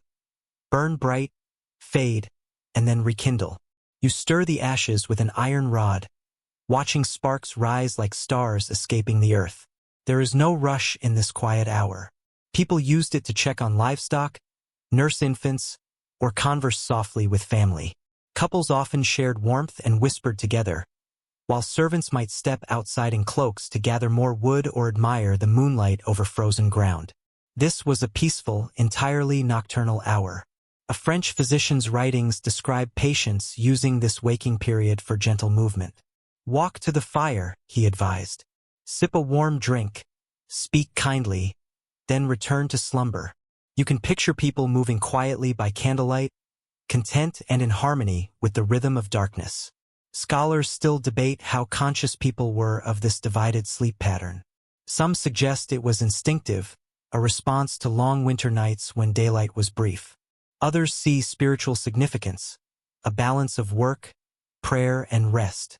Either way, the midnight pause was natural and accepted. Imagine stepping outside at this hour. The snow has stopped, and the village rests beneath a silver moon. Smoke drifts from chimneys in thin streams. Your boots crunch loudly in the quiet. Every window is dark, except for one faint glow, where someone else, like you, cannot sleep. The night belongs to both of you. In noble households, the rhythm continued with more ceremony. The master might rise for a sip of spiced wine or a few quiet prayers. Servants, half asleep on their pallets, might stoke the fire or check doors. One castle record notes that guards were instructed to patrol during the middle watch, as men slept most deeply in the hours after. It was both practical and poetic, a time when the world moved gently in its dreams. A medieval herbal guide notes that people kept certain plants by their beds to protect dreams. Dill for peace, valerian for rest, rosemary for courage. The scent of crushed herbs mingled with smoke, warmth, and the wildness of night. Most researchers agree that this pause between sleeps offered something modern life has mostly lost: a conversation with the night itself. Without clocks or electric lights, people's bodies followed the rhythm of fire and darkness. They did not resist waking, but accepted it, using it as a quiet bridge between yesterday and tomorrow. An old parish record even notes a farmer who spent this hour writing small poems. By the hearth, he scratched lines into the margins of his account book. The cows slept, the coals whispered, and his heart felt content. He wrote in one surviving verse. His handwriting wavered, but the sense of peace was enduring. Sitting beside your own fire, the glow reflects softly on your hands. The wind outside hums faintly, steady and unbroken. Somewhere nearby, someone coughs in their sleep, then shifts. You watch the embers, rising and falling like living hearts. In this quiet moment, thought feels clear. Dreams still linger at the edge of waking. People of the Middle Ages did not rush through this pause. They lingered, letting it surround them like a gentle warmth. Night was not emptiness but time to think, to feel, to exist. You lie back, pulling the blanket up to your chin. The straw beneath you shifts. The air carries a faint scent of ash. Your body finds its rhythm again. The heart slows. The breath deepens. This was called the second sleep. Not a new rest, but a return. Outside, frost covers the world in. Silence. Inside, your eyelids grow heavy, and you drift once more into the dark's gentle embrace. The fire sighs one last time, a faint orange fading to gray. The watch ends, and the night continues its ancient rhythm. You awaken before dawn, caught between dream and memory. The fire is gone, leaving only the faint scent of ash and smoke. The room is still, broken only by the slow, steady breathing of others. In this stillness, dreams linger longest, half-formed shapes that vanish only with the first light. In the Middle Ages, this fragile space between sleep and waking was filled with mystery, fear, and faith. Dreams were believed to carry meaning, not random flickers of the mind, but messages, warnings, or glimpses of another realm.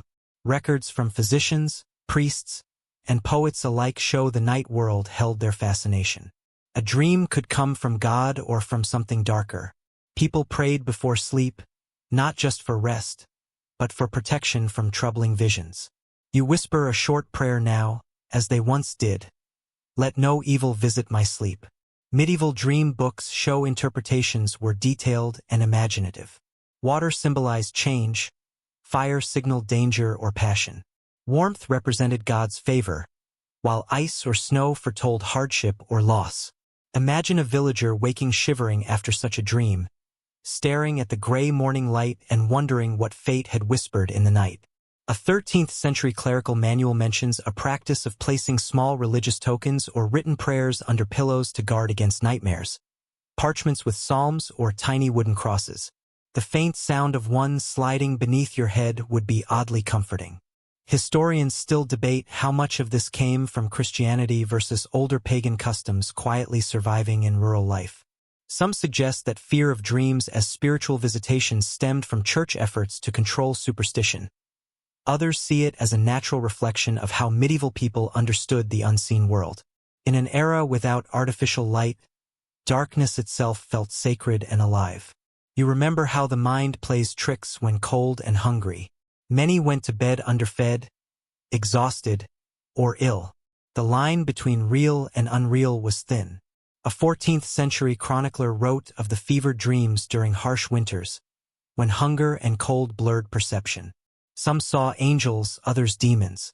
Later scholars suggested that lack of warmth and nourishment may have caused hallucinations mistaken for visions. Yet for those who experienced them, the visions were completely real. A curious entry in a monastic record recounts a brother who woke screaming one winter night, claiming he had seen the devil blowing frost through the cracks of the dormitory walls. The abbot later noted that it was merely a dream, likely caused by cold and exhaustion. Nevertheless, the tale spread through the monastery, whispered each year when the frost returned. The line between faith and fear remained thin. Modern researchers believe that the long, uninterrupted nights of winter intensified medieval dreaming. Without artificial light or mechanical noise, the mind roamed freely. People lived closer to darkness, and within that darkness, imagination thrived. Dreams were accepted as a natural part of life, neither fully feared nor wholly trusted. A charming fragment of Italian dream folklore suggests that dreaming of eating warm bread signaled forthcoming kindness. Another from northern France warned that a frozen hearth in a dream indicated that someone loved might be ill. These beliefs gave shape to the unknowable, turning the vast silence of night into a quiet conversation. You roll over on a straw mattress and close your eyes again. The faint hum of the wind outside seems almost like a voice. Perhaps that is why people once believed dreams were carried by the air, entering the sleeper's breath. There is something poetic in imagining the night itself speaking while the world sleeps. A Breton village legend tells that on the coldest nights, people thought their dreams could leave their bodies. They would wake feeling weak, convinced their souls had wandered into the dark. Families sometimes left candles burning near the bed to guide these roaming dreams home. The flickering light offered comfort during long, anxious hours. It is easy to picture the mixture of wonder and fear that filled those medieval nights. Without modern insulation, every sound and shadow became part of the dreamscape. The wind moaning through the chimney, rats scratching in the straw, snow hissing against shutters, all blended into the texture of dreams. You can almost feel it now. The fragile border between sleep and wakefulness, between warmth and cold, between fear and faith. You breathe slowly, watching the faint mist of your breath rise. The surrounding darkness is deep, but not hostile. Somewhere, someone murmurs in sleep, perhaps speaking to a vision, perhaps only to themselves. Ultimately, dreams offered a rare equality in the Middle Ages. Peasant or noble, monk or queen, all entered the same uncertain world. Their visions were shaped by the same darkness, their fears by the same cold. And when morning came, everyone woke the same way, instinctively seeking the warmth of fire, the sound of familiar voices, the reassurance of surviving another night. The horizon begins to pale, dawn brushing the edges of the window. Dreams fade, leaving only a gentle ache of memory. You close your eyes once more, not to sleep, but to listen, to the silence, to the breath of the sleeping world, to the quiet promise of approaching light. Morning arrives slowly, a muted silver spreading across rooftops and frozen fields.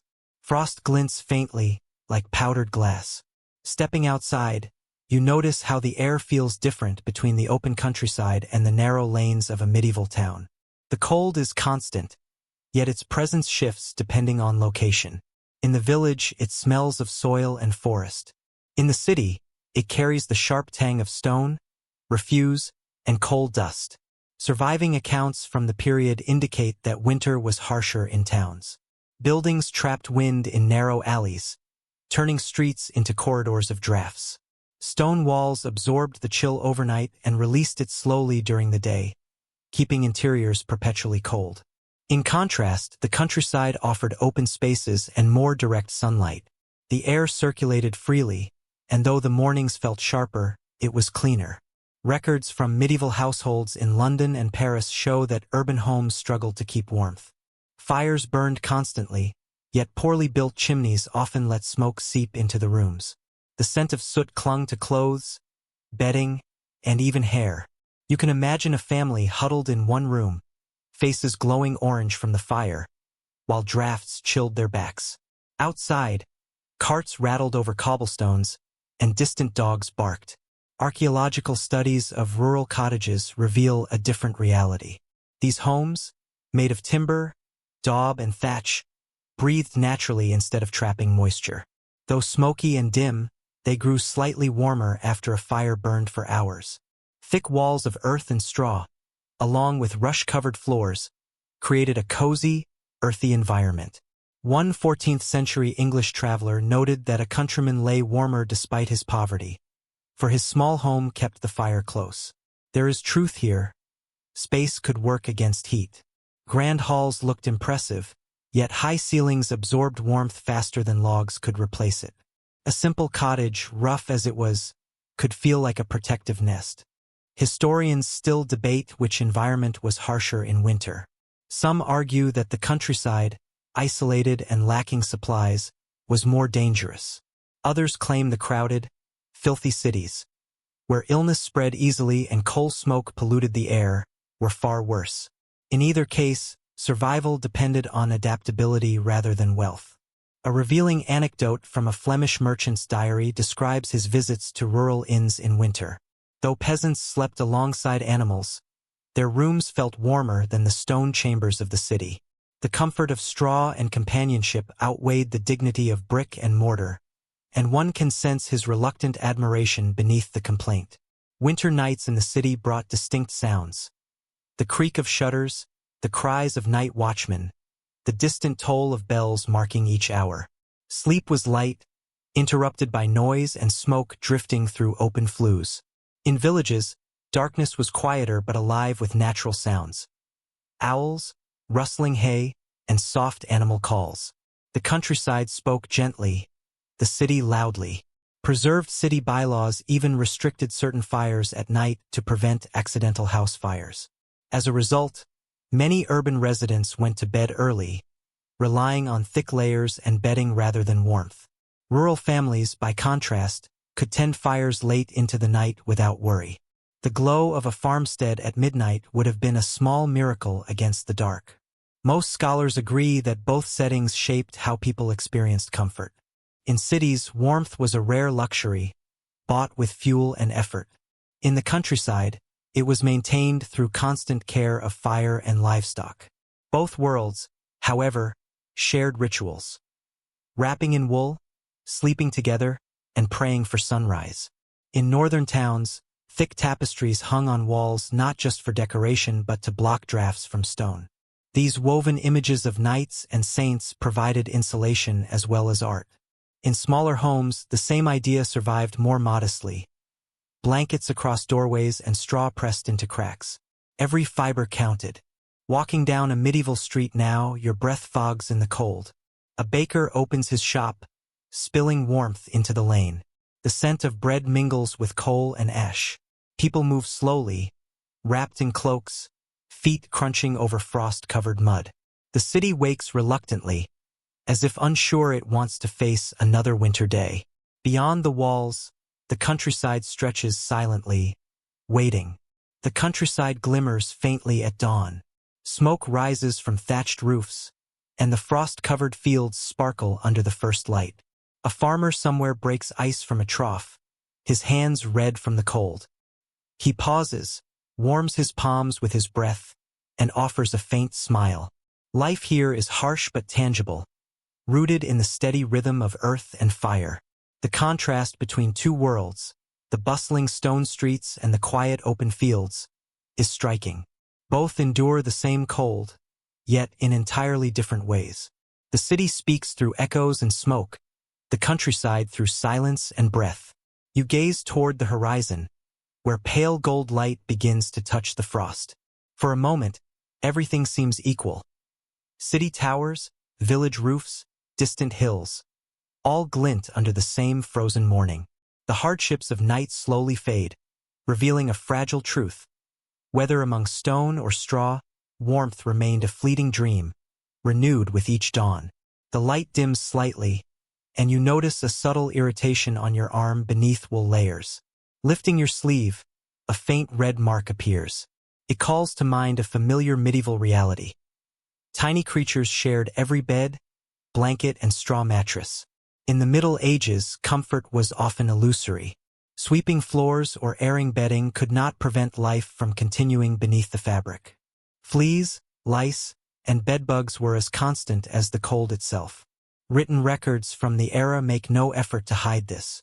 They describe nightly companions, mornings spent shaking blankets near the fire, and the resigned understanding that no one truly slept alone. Archaeological studies confirm this. Straw mattresses reused for years became homes for insects and mites. Even the wealthy, with feather beds and fine linen, were not entirely spared. The warmth that allowed sleep also provided perfect conditions for breeding. You can almost feel the faint movements beneath the fabric, the subtle rustle keeping a weary body half awake. A household record from 15th century York lists a servant's duty as combing garments for vermin each morning, a routine rather than punishment. Every household developed its own strategies. Hanging blankets in sunlight, beating them against walls, or sprinkling herbs thought to repel pests. lavender, mint, and wormwood-scented sleeping spaces not for luxury but for protection. A Parisian physician in 1379 recorded an ointment of vinegar, salt, and crushed garlic applied to the scalp to ward off lice. You can imagine the sting, sharp and pungent, yet preferable to constant itching. People of the time were inventive, finding comfort even where it seemed impossible. Scholars still debate how effective pest control really was. Some suggest wealthier households maintained better hygiene, while others cite records of nobles struggling with the same creeping irritants as peasants. A 14th-century duchess complained, "My linen walks at night, though I lie still," showing that misery spared no one. You picture a peasant family shaking bedding beside the hearth before bed. Firelight catches stray bits of straw as they scatter. The mother hums softly, her movements practiced, knowing which herbs help and which areas to avoid. Smoke and the faintly bitter aroma of herbs mingle, a ritual born of care and exhaustion. One unusual but documented practice involved hanging bedclothes outdoors in winter frost. People believed cold air would kill unseen pests. It likely helped only slightly, but it stiffened fabrics and left them imbued with the crisp scent of snow. Rows of stiffened sheets flutter weakly in the icy breeze, a quiet testament to human resilience and adaptation. Like small white flags surrendering to nature, medieval people accepted discomfort as part of life. Modern researchers largely agree that this tolerance arose from necessity. The human body, the home, and even the bed were open to the elements. Insects, smoke, and cold passed freely through them. Survival wasn't about eliminating these challenges but enduring them with steady, repetitive acceptance. An Italian monk once humorously recorded his frustration visiting a monastery in winter, noting that the lice kept a better vigil than humans and that no prayer could banish them.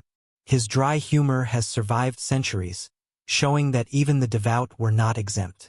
You pull the coarse wool of your blanket tighter, the rough fabric scratching your skin, but the warmth dulls the itch momentarily. The fire crackles, the wind hisses faintly, and the straw beneath rustles in rhythm. It is imperfect, yet sufficient. That was the essence of medieval life. Enough was plenty. A rare archaeological find in northern France revealed a bed still stuffed with preserved straw. Under magnification, traces of mint and tansy appeared, herbs with strong scents. Whoever slept there had cared enough to make the effort. Even small gestures of comfort mattered because they were quiet acts of defiance against relentless cold and minor indignities. You imagine lying down exhausted after a long day, knowing the warmth of your body invites the very creatures you wish to avoid. Yet you sleep because the body cannot resist forever. You same routine as countless others. Shake the sheets, murmur a prayer, and face the day anew. The flickering firelight on the walls appears almost alive, shadows shifting like tiny, moving forms. The night hums softly with unseen life, as it always did. You smile faintly, realizing that endurance in discomfort is profoundly human. The world was harsh, but so were those who survived it. Your eyes close again, breathing in the heavy scent of herbs and smoke. The itch fades, replaced by the rhythm of breath and the quiet promise of morning. A new chance to chase away small troubles. Distant bells ring through the cold morning air, soft but clear, like metal singing against frost. You walk through castle corridors, sensing a different air, grand and echoing, yet colder than the small cottages you left behind. Thick walls were built for defense, not warmth. Even kings and queens felt winter's bite. Household accounts and royal chronicles show that cold was a universal complaint. A letter from King Henry II's court described frost creeping into the king's bed, despite roaring fires, while another noted that the queen wore gloves indoors during morning prayers. Status mattered little against winter's chill. You enter a great hall lined with tapestries, their hunting scenes and saints glowing faintly in firelight, colors dulled by smoke. Near the hearth, warmth is tangible, but just a few steps away, the chill returns. Even massive oak fires cannot fully conquer the stone, and temperature shifts with every movement, warmth and cold braided together in every breath. Inventories of royal residences reveal that entire teams of servants worked through the night to maintain fires, cutting, carrying, stacking, and arranging wood with precision. A near-military operation in winter. Still, rooms froze. High ceilings trapped heat above, leaving floors numbingly cold. Some noble families layered woven rugs across floors to fight the chill. In medieval castles, people often used rush mats and sometimes furs to insulate rooms. A 14th-century account from the French court mentions courtiers warming their hands on polished brass plates heated by the fire. These portable warmers shone like gold in the firelight. Servants carrying them moved quickly from room to room, chasing the chill. You can imagine the soft clink of metal and the faint smell of oil and heat. Historians still debate how cold castles really were. Some argue that thick stone walls and small windows retained enough warmth to make large chambers comfortable. Others maintain that even after hours of burning fires, rooms, especially in the north, remained icy. Archaeological studies of hearths show that most heat escaped through large chimneys, leaving the lower air cold. A letter from a servant of King Edward IV notes that the king suffered from chill in his bones despite furs and the warmth of the fire, reflecting quiet frustration. Even surrounded by luxury, the body still shivered. The bed became the central source of warmth in royal chambers. Monarchs' beds were more like fortified enclosures than furniture, with carved posts, heavy curtains, and multiple layers of blankets. Reconstructions suggest these beds were compact, designed to retain heat rather than impress with size. When curtains were drawn, the rest of the world disappeared, leaving only the crackle of fire and the scent of furs and wax. An anecdote from the Burgundian court recalls courtiers presenting elaborate bed covers to their ruler during winter. One noble offered a blanket lined with ermine and decorated with tiny pearls, claiming it could repel the wind. The king accepted, but was later seen wrapped in a simple wool cloak by the hearth. Proof that genuine warmth required practicality over ornament. Castle studies reveal soot high on ceilings and scorch marks near fireplaces, showing long-burning fires and efforts to drive away the cold. Thick soot on tapestries indicates that heating often filled the air with smoke. Warmth came at a cost. Breathing in these rooms meant inhaling the struggle itself. Wealthy families sometimes used portable braziers with small fires beside the bed. These coal-filled bowls glowed faintly at night, providing comfort but also risk, as fires occasionally destroyed property. Still, nobles preferred this danger to freezing. Despite discomfort, the elite turned the cold into ritual. The morning warming ceremony, for example, blended necessity and performance. Servants brought hot water, warmed clothes by the fire, and served steaming wine or broth.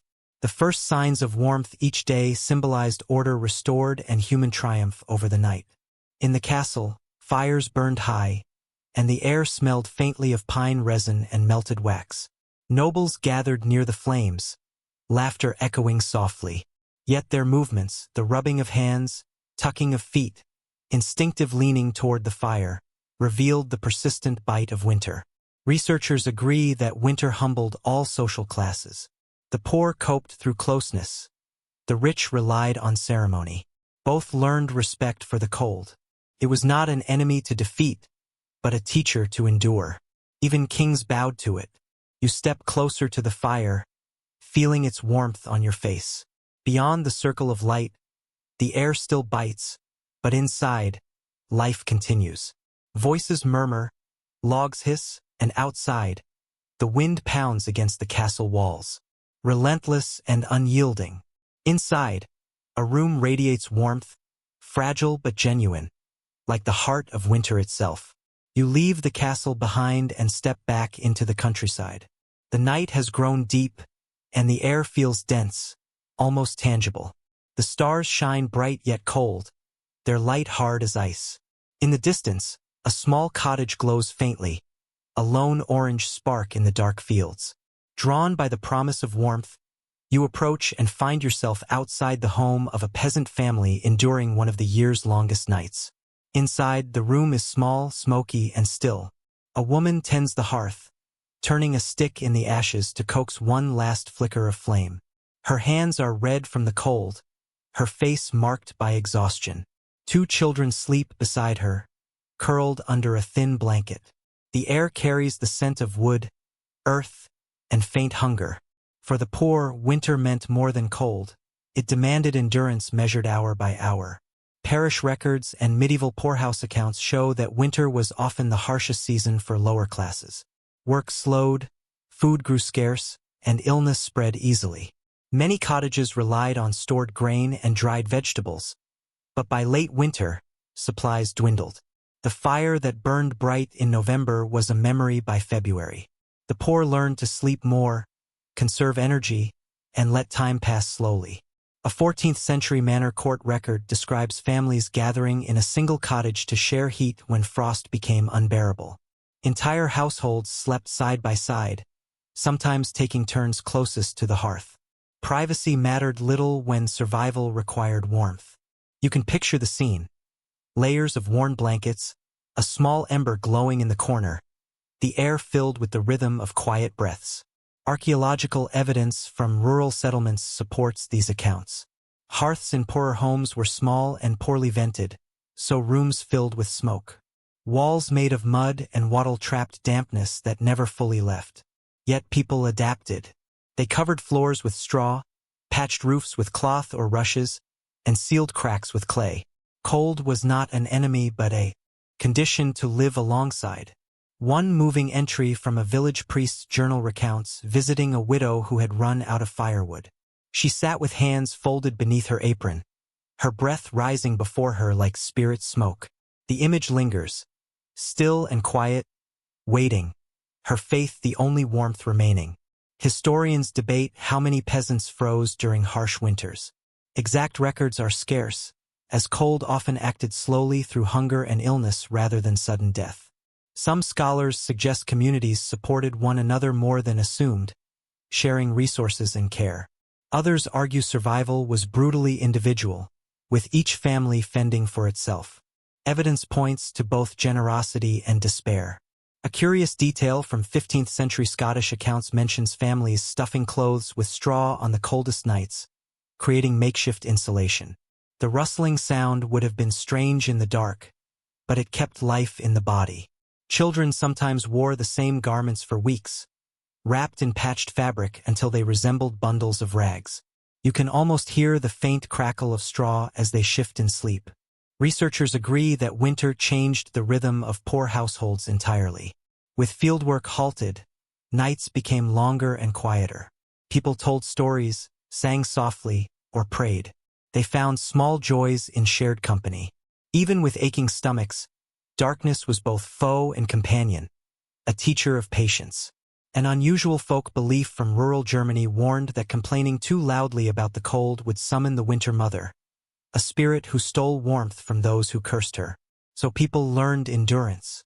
Silently, their endurance had become almost ritual, each sigh and every breath a quiet plea for spring. You now sit beside the family's fading fire. The mother looks at you but says nothing. Her eyes are weary yet calm, carrying the wisdom that comes from survival. She adjusts the blanket over her children and leans closer to the dim glow of the hearth. The warmth is fading with every breath, yet it still lingers. It is still something. The cottage walls creak softly under the wind. The thatched roof settles, and snow slips down in muffled heaps. The sound is oddly comforting. You realize that for the poor, sleep was more than rest. It was a refuge. Dreams offered brief escape, small islands of comfort above hunger and cold.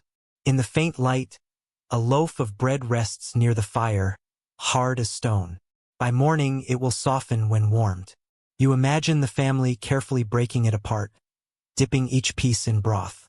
Every portion measured and shared. Such simple acts of care sustained hope. As the fire dwindles to embers, the mother closes her eyes, drawing her children closer. The room grows dark, but their shapes remain visible in the faint glow. You lie still, feeling the rough floor beneath you and the quiet resilience that fills this fragile space. Outside, the cold wind sweeps across the fields, indifferent to those inside. But within this small home, life persists. The fire may die, the walls may tremble, yet as long as someone breathes, warmth survives. You close your eyes, the scent of smoke and straw filling your senses. For a moment, you understand the courage of winter. not conquering the cold, but learning to live gently within it. The night deepens, pressing against the walls, heavy with silence. Only the occasional pop of the fire interrupts the stillness. In this quiet world, where shadows carry weight, people of the Middle Ages sought unseen protection. The body could be wrapped in wool and beds layered in furs, but the soul required its own shelter. This was the time for hanging charms, whispering prayers, and acknowledging the invisible world. Parish inventories and household records show nearly every home kept blessings near the bed. Crucifixes above headboards were common, but so were smaller items. A sprig of rosemary tied with red thread, a scrap of parchment with a psalm, or a small pouch of salt beneath a pillow. These objects were meant to keep harm away and ease the fears of night. A surviving 14th century English charm begins, Matthew, Mark, Luke, and John. Bless the bed that I lie on. Recited before sleep, it was believed to ward off nightmares and wandering spirits. You can almost hear these gentle words spoken by firelight, repeated until the rhythm itself became reassuring. A traveling friar recorded that villagers would mark doors and bedposts with chalk on cold winter nights. The letters were the initials of the Magi, offering protection against illness and storm. The chalk faded by spring, like frost, yet each winter it returned, a quiet act of faith. Scholars debate how these practices combined Christian beliefs with older pagan traditions. Some suggest herbs and amulets stemmed from pre-Christian nature rituals. Others believe the Church absorbed these customs, allowing people to express fear in familiar ways. Regardless of origin, they reflected a universal truth. When darkness felt alive, people needed protection. A 13th century herbal instructs hanging garlic or rue near the bed to repel wicked dreams and unseen guests. The scent of these herbs must have been sharp, cutting through smoke and damp. You can picture a small bundle swaying in a drafty window, its fragrance mingling with the smell of ash. In medieval times, winter was when stories of spirits grew most frequent. The long nights fueled imagination, and people believed the dead could wander, or that illness itself might take form and slip under doors. Hanging charms and whispering blessings offered both protection and ritual, providing a sense of control when nature and chance seemed overpowering. A touching record survives in a noblewoman's diary from the late 1400s. She described a nightly habit of touching her bed curtains 3 times, speaking the name of a saint each time. She wrote, "It makes my dreams quiet and the dark less close." That small, personal ritual feels timeless. Even today, people find comfort in gestures they scarcely understand but cannot abandon. An unusual superstition from Germany warned against leaving shoes facing the bed at night, for fear a spirit might enter. In some areas, people turned their shoes upside down before sleeping, hoping to confuse any malevolent presence watching from outside. Though these practices may seem odd, they reflect how medieval people imbued meaning into every action. For them, warmth and faith were intertwined. Scholars agree that night carried both physical and spiritual risks. Sleep was a form of surrender, and people rarely surrendered without invoking a power greater than themselves. Whether divine or folkloric, the act of seeking protection brought peace of mind. In the humblest homes, where a single candle was treasured, families prayed aloud before bed. Their voices filled the darkness, soft and steady. "Keep us this night," they would say, shielding themselves from frost and fear. These rhymes persisted through generations, passed from mothers to children, and whispered by widows alone. Archaeologists in rural England discovered small crosses scratched into the plaster above beds in several cottages. Some were precise, others crude and hurried, likely carved with a simple nail or knife. These markings, though modest, silently testify to the faith of ordinary people, etched into the very bones of their homes. As you lie back now, the firelight flickering across the ceiling, you sense the weight of these small protections around you. The charms, the chalk, the whispered prayers, all offerings against winter's vast silence. The cold presses in, yet cannot breach the invisible barrier of belief. Outside, the wind tugs at shutters and doors, casting shifting shadows across the walls. The same shapes once feared by medieval eyes. Yet alongside fear, you feel calm, knowing those before you faced the same darkness and found reassurance in their rituals. The fire sighs, sparks drifting upward like tiny souls seeking light. You inhale the scent of herbs, smoke, and earth, closing your eyes. Darkness no longer feels threatening. It is deep, quiet, and filled with the echoes of faith, with dawn patiently waiting beyond the frost. The night grows still, and the faint crackle of a simmering pot rises from the hearth. The aroma is rich and complex. Herbs, honey, and a sharp note that pricks the senses. It is not a meal but a remedy, one of many concoctions medieval people relied on when winter's bite was harsh. In a world where sickness lurked in every chill, warmth and medicine were nearly the same. Old household recipes and herbals show winter as a season of kitchen alchemy. Families combined wine, vinegar, and spices to create drinks that both healed and comforted. Honey, pepper, and cloves were commonly used to open the chest and stir the blood. You lift a wooden spoon from the pot, watching the thick liquid slide slowly from it, a simple yet potent symbol of care in the heart of winter. Glistening in the firelight, a single sip warms the tongue and spreads comfort through the body. One of the most common home remedies was posset, a mixture of milk curdled with ale or wine, flavored with herbs. Served hot before bed, it soothed the throat and calmed the heart. Its texture was lumpy, its taste both sour and sweet, but for those enduring freezing nights, it was nothing short of miraculous. A London widow's diary from the 1400s notes, "I take possetly for my comfort and sleep more gently thereby." One can almost picture her by the hearth, blanket wrapped close, her breath misting above the steaming cup. Some recipes were more elaborate.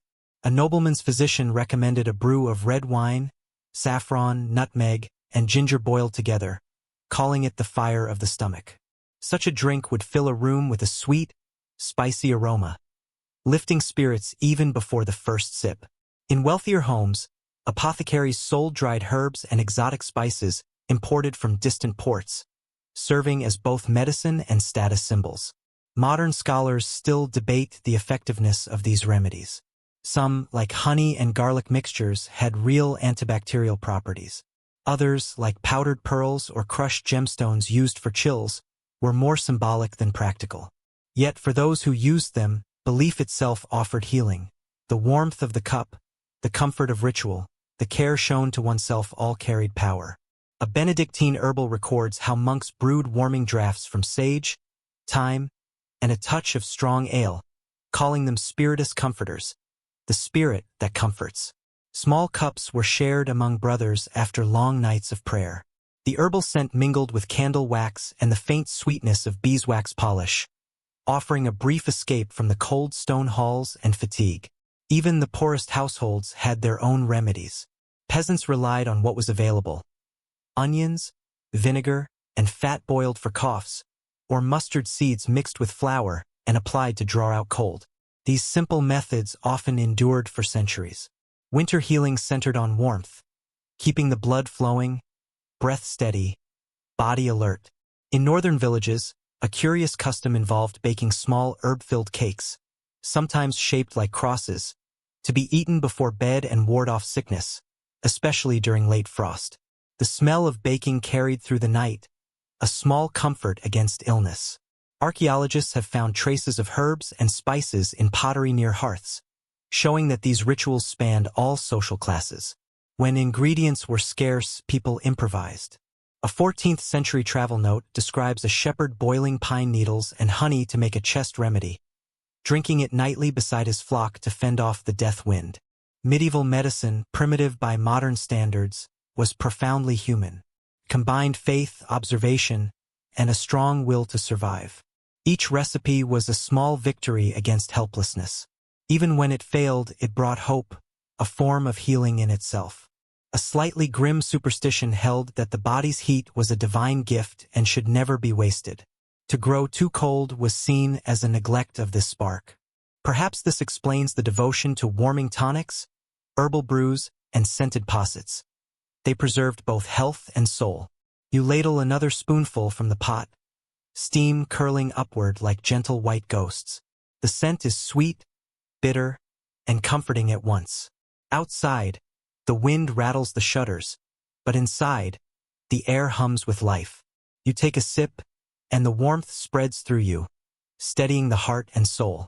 The warmth of the drink spreads slowly through you, bringing a fleeting sense of the peace these old remedies offered. The cup is now empty, but its heat lingers, leaving a memory in the body. You stretch toward the fading fire, feeling the rhythm of life beneath your skin. Around you, others sleep, their breathing steady, dreams untroubled by fear. The night remains cold, but it no longer feels threatening. Rather, it seems alive, softened by the quiet strength of warmth and care. As the winter sun sets early, the world sinks into shadow again. Yet inside the town, a different pulse awakens. You follow narrow streets to the market square, where a few stalls stay open despite the chill. The air smells of smoke, roasted nuts, and damp wool. This is the winter market, not a place of abundance but of survival. Here, warmth itself is traded. Historical town records and guild ledgers indicate that medieval markets shifted with the seasons. Summer brought fruits, vegetables, and vibrant fabrics, while winter offered wood, wool, candles, and remedies against the cold. Merchants called out their goods in breath that misted in the frozen air. Blankets from Flanders, wax that burns clean, iron pans for hearths. The market was not merely commerce, it was hope made tangible in stalls and sacks. You walk among the vendors, boots sliding on icy cobblestones. Sounds echo in the square. Pots clattering, carts creaking, a horse coughing nearby, wind winding through the stalls. Sparks fly from a blacksmith shaping nails and hinges to keep homes sealed against frost. They glint like fleeting stars before vanishing in the bitter air. A merchant of thick woolen cloth calls to you, hands red and voice cracking from the cold. He shows rolls of gray and brown fabric, coarse but dense, spun by farmers' wives over long winter evenings. Guild rules required such cloth to be tightly woven and naturally oiled to resist dampness. Touching it, you sense its rough strength and faint sheep scent, a comfort carried into every cottage. A 14th century account notes that candles were once so precious they were treated as trade goods. People bought them by the dozen, storing them like treasure.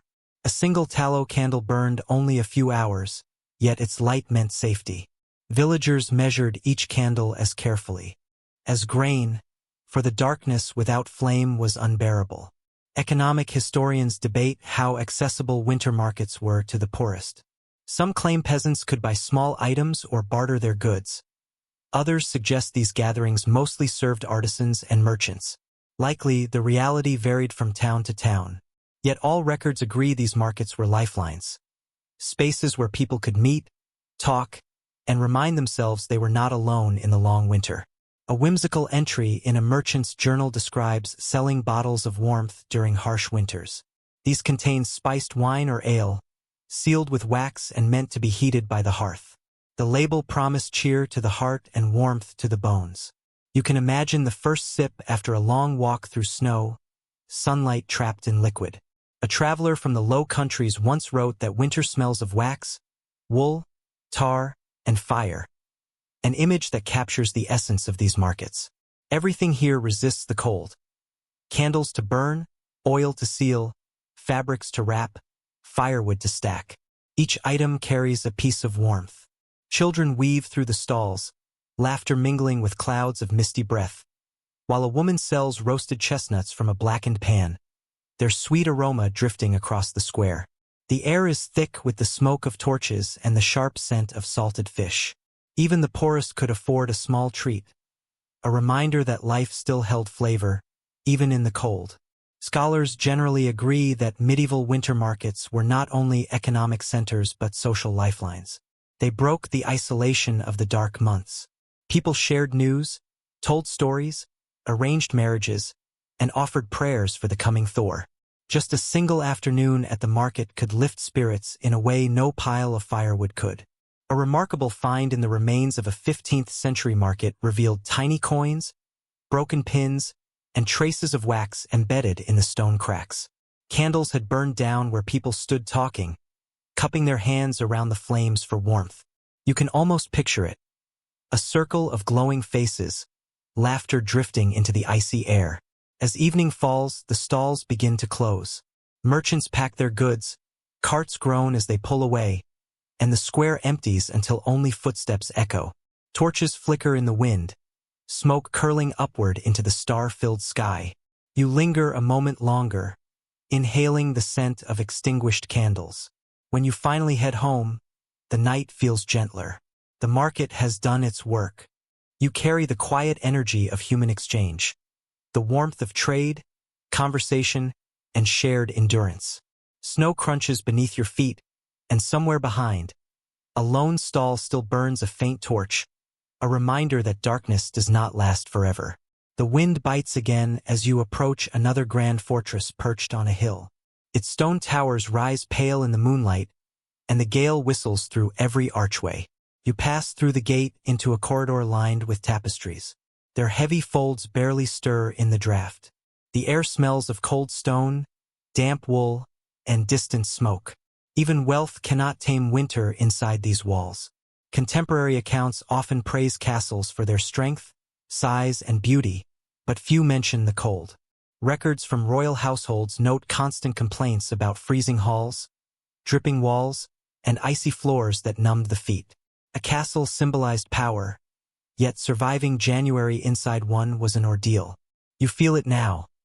The thick, still air, each breath sharp and echoing. The design explains it. Castles prioritized defense over comfort. Thick walls provided strength but little insulation. Narrow windows were built for archery, not light. Heat from fires rose quickly to high ceilings, while cold seeped through every crack. You walk through the great hall where a fire blazes in the central hearth, yet step back, and the cold swallows you again. Royal building records reveal that servants scattered rushes across floors to absorb moisture and dirt. Sometimes herbs like lavender or sweet flag were mixed in for fragrance. The rushes offered a bit of softness, but almost no warmth. At night, the chill crept up through beds, no matter how many furs were piled on. A striking example comes from the castle of Cussy in France, where icicles reportedly formed inside the walls during a harsh winter. Chroniclers describe servants breaking them off each morning before lighting fires. You can imagine the strange beauty. Glittering crystals hanging like decorations in a hall where people shivered beneath them. Historians debate whether castles were truly uninhabitable in winter. Some argue that careful use of tapestries, fires, and bed hangings created small pockets of comfort. Others suggest most rooms remained bitterly cold, forcing people to gather near kitchens or the Great Hall. Archaeological evidence of soot high on ceilings and walls shows that fires had to be kept burning continuously, their warmth fleeting against the winter chill. Smoke drifts, leaving dark memories behind. One fascinating entry in a 15th-century household ledger lists warming stools among the castle furnishings. These were wooden frames with compartments for hot coals, placed under garments or beneath skirts. Court ladies would sit on them during long evenings, their gowns rising and falling with the heat. Practical as they were, the stools were not without risk. Some tales describe dresses catching fire from too much proximity to the embers. A royal servant once recounted sleeping in a chamber where frost had formed on his beard overnight. He wrote, "Even the breath of kings turns to snow when the wind comes through the stones." His words reflect the strange humility winter imposed on everyone. No matter how thick the curtains or how fine the furs, nature always found its way inside. In wealthier castles, builders fought back with ingenuity. Large fireplaces with carved hoods were installed to direct warmth into rooms, and in later centuries, flues could carry heat to upper floors. Yet such solutions were rare and inconsistent. Most people relied on layers of clothing, piles of blankets, and huddling together for survival. Grand architecture became a kind of beautiful cage, echoing with footsteps on cold stone. An amusing account from a northern lord's books mentions a payment to a carpenter for fixing a door that whistled in the wind. Even the powerful required constant attention to comfort. Servants stuffed gaps with straw, hung furs along corridors, and placed heated stones under tables to keep their masters' feet warm. One can almost hear the heavy doors creaking as they strain against the storm outside. Scholars agree that castles embodied the paradox of medieval winter, grandeur paired with discomfort. They symbolized control, yet inside their thick walls, everyone still depended on simple comforts: fire, cloth, and companionship. The richer the surroundings, the starker the contrast between splendor and suffering. You walk deeper into the castle, footsteps echoing softly. A servant passes with arms full of firewood, face reddened by the cold. Farther along, a tapestry stirs in the draught, revealing the gray stone behind it. Firelight glints on metal door fittings. For a moment you imagine countless nights spent here. Nobles wrapped in furs, servants half asleep near the coals, the air filled with a low murmur of voices. Outside, wind howls against the ramparts, scattering snow into the moat. Inside, the hearth burns steadily, defying the darkness. You feel both awe and sympathy for those who lived amid such beauty and chill. For all their wealth, their survival relied on the same fragile circle of warmth that peasants depended on miles away. You pause beside the fire, its glow flickering on your face. The air smells of oak smoke and wax. Beyond the walls, winter rages, indifferent to rank or riches. Inside, humanity endures through light, closeness, and the stubborn act of keeping the flame alive. The wind has quieted. Outside, the world rests under a blanket of white, snow covering roofs, paths, and fields, muting all sound. You wake before dawn, struck by the silence after a night of storms. Inside, the cottage is heavy and cold, yet peaceful, as if the world has paused. Frost clings to the glass like delicate lace, each crystal catching faint morning light. The hearth has cooled, but a soft glow of ash hints at life beneath. You kneel, gently stirring the embers until the coals brighten and warmth returns. Early morning routines from medieval household records show that rekindling the hearth was one of the day's first acts. Before prayers, food, or speech, the fire had to live again. It was both habit and symbol, a renewal of life. After the long uncertainty of night, you can imagine mothers, servants, and elders performing the same morning rituals. Their hands tremble in the cold, their breath forming small clouds that drift in the dim light. One diary from a merchant's wife in the 1400s recounts waking to find frost inside her cup. The water had frozen overnight. She wrote about breaking the ice with her spoon and laughing softly, remarking, "The cold has manners enough to knock before it enters." Her humor shines vividly against the gray of the morning. Archaeological findings from rural homes show that people often placed wide, shallow pans of water near their hearths. These were not only for cooking but also to gauge the cold. If the water froze solid overnight, they knew the day ahead would be harsh. This simple measure helped them prepare for what awaited outside. A curious superstition from northern villages warned against sweeping ashes before sunrise during winter. People believed that doing so would sweep away the house's warmth. Instead, ashes were left until daylight, when the new fire could reclaim them. You follow that wisdom now, leaving the soft gray ashes in place, ready for the next flame. Most historians agree that morning routines in medieval winters were deliberate and unhurried. Moving too fast wasted energy. People warmed themselves slowly through movement, small tasks, and the rhythm of routine. In silence, they stacked wood, fetched water, and inspected the roof for leaks. Every gesture carried awareness of fragility. The cold was not something to escape. It was something to respect and negotiate. Records from a manor estate describe servants walking corridors at dawn to clear icicles forming along window edges and door frames. They carried cloths dipped in oil to wipe away frost, protecting the wood from splitting. You can almost hear the soft scraping, the steady repetition, the mingling sense of oil and smoke.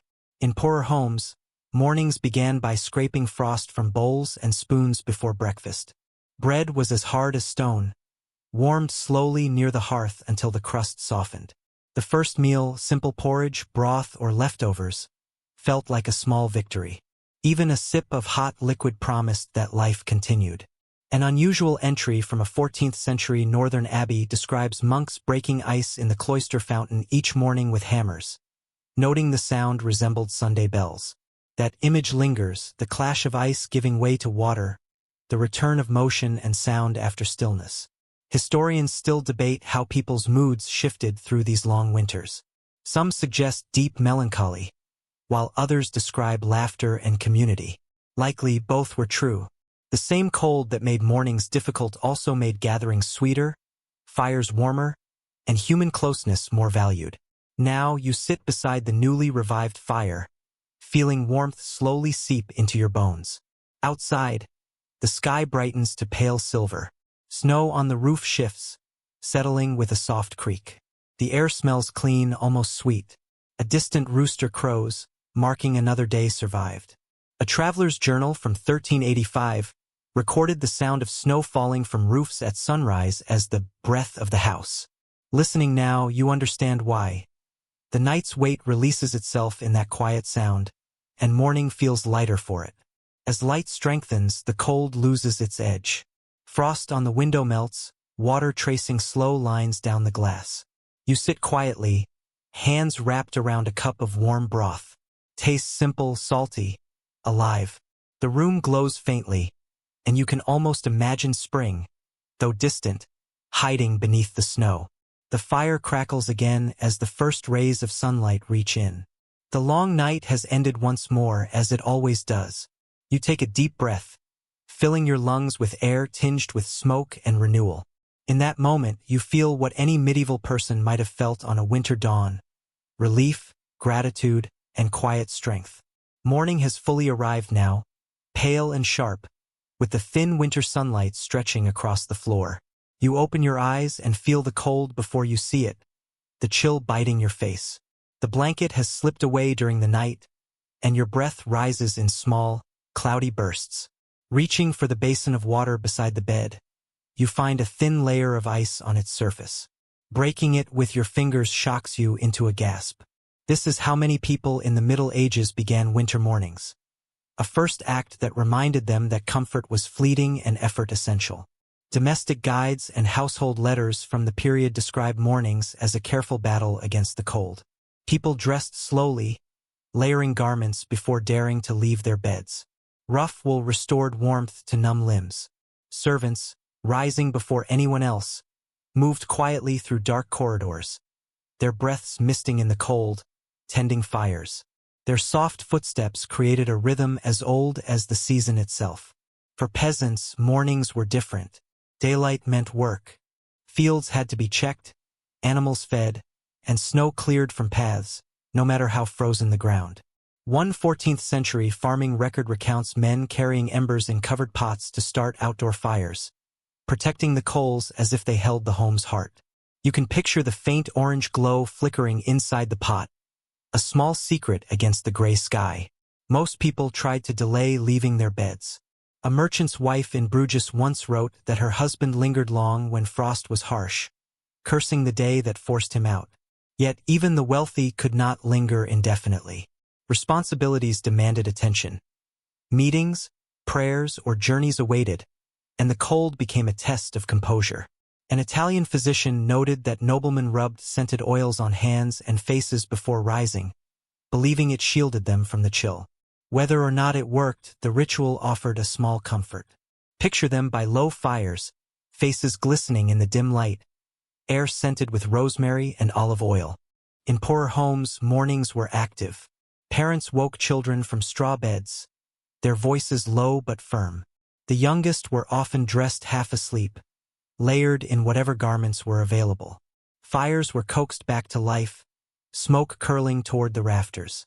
Breakfast was thin porridge or leftover broth, eaten with trembling hands. Warmth was not for pleasure but necessity, fueling the day ahead. Historians debate whether medieval people dreaded mornings more than nights. Some argue that leaving a few hours of warmth for cold was hardest. Others see early hours as a quiet optimism, a reset in daily struggle. Both may be true. Morning was difficult, but it was also proof of survival. Monastic chronicles describe monks washing faces in icy water as an act of discipline. One abbot wrote that the body awakens the soul through cold. The shock of icy water brought brief clarity. For monks, the cold was purification. For others, it was routine. Hands were warmed over fires, bread prepared, chores resumed. Smoke rose from chimneys into pale air, each a quiet signal that the world had begun anew.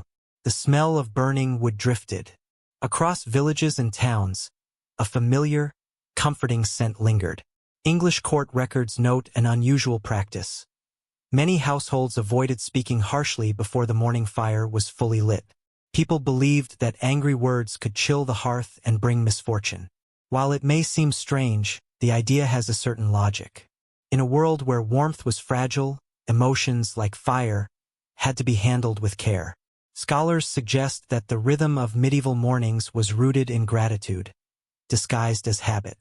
Every task, rekindling the fire, dressing in stiff garments, breaking ice in the basin, was a quiet acknowledgement of another chance at life. The cold was relentless, but it sharpened the experience of warmth. Every spark, every sip of broth, every patch of sunlight felt earned. You rise and stretch. The wool scratches lightly against your skin, and the floor is cold underfoot. Still, the fire burns steadily, its glow climbing the walls like a slow sunrise. Pale gold light filters through the frost on the window. The day ahead promises to be long and demanding, but for now, there is warmth small, yet real. Outside, snow crunches under footsteps, a rooster crows, and a dog answers faintly. The world awakens, shedding the stillness of night. You take a last glance at the fire, its embers pulsing softly like the heartbeat of the house. The morning chill remains. It never truly disappears. Yet each day begins again with the same quiet courage. The courage to rise, to face the frost, and to continue. You exhale, watching your breath dissolve into the light. Another day has begun, and despite everything, it is warm enough to live. The days now move slowly, each short and pale, nights long and heavy. Time itself seems thickened, its rhythm slowed by frost. Medieval people understood this well. Winter was not just cold, it demanded patience. When fieldwork paused and travel grew hazardous, life turned inward. It was a season to repair, to tell stories, to wait. Monastic calendars and household records described these midwinter months with deliberate slowness. Farmers mended tools, women spun thread, children twisted cords or patched garments. Small tasks answered the stillness, keeping hands busy even when the body longed for rest. You sit by the fire, watching a woman's fingers move deftly over wool, her face calm in the flickering light. The air carries faint traces of smoke, oil, and old fabric. 15th century household guides note that spinning and weaving were common winter tasks. The rhythmic motion of spindle and wool filled homes with gentle music, a soft, repetitive hum that eased the long nights. This was work, but also meditation, a way to measure time while the world slept outside. A medieval abbess recorded the peace she found in such repetition. The wheel turned, her thoughts followed, and the cold gradually slipped from her mind as thread became cloth. The steady turning of the wheel feels almost audible, like a heartbeat. In peasant homes, winter chores served a similar purpose. Harnesses were mended, handles carved, roofs patched with tar and straw. Children collected brushwood, their laughter drifting through the frozen air. Women tended pots simmering over small fires, transforming scraps of root and grain into simple, nourishing stews. Aromas of onions and herbs lingered long after meals. A French household record even mentions candle-making during the darkest days. The process was messy but necessary, repeatedly dipping wicks in melted tallow until they thickened. The room smelled sharp and oily, yet the result was gold light captured in wax.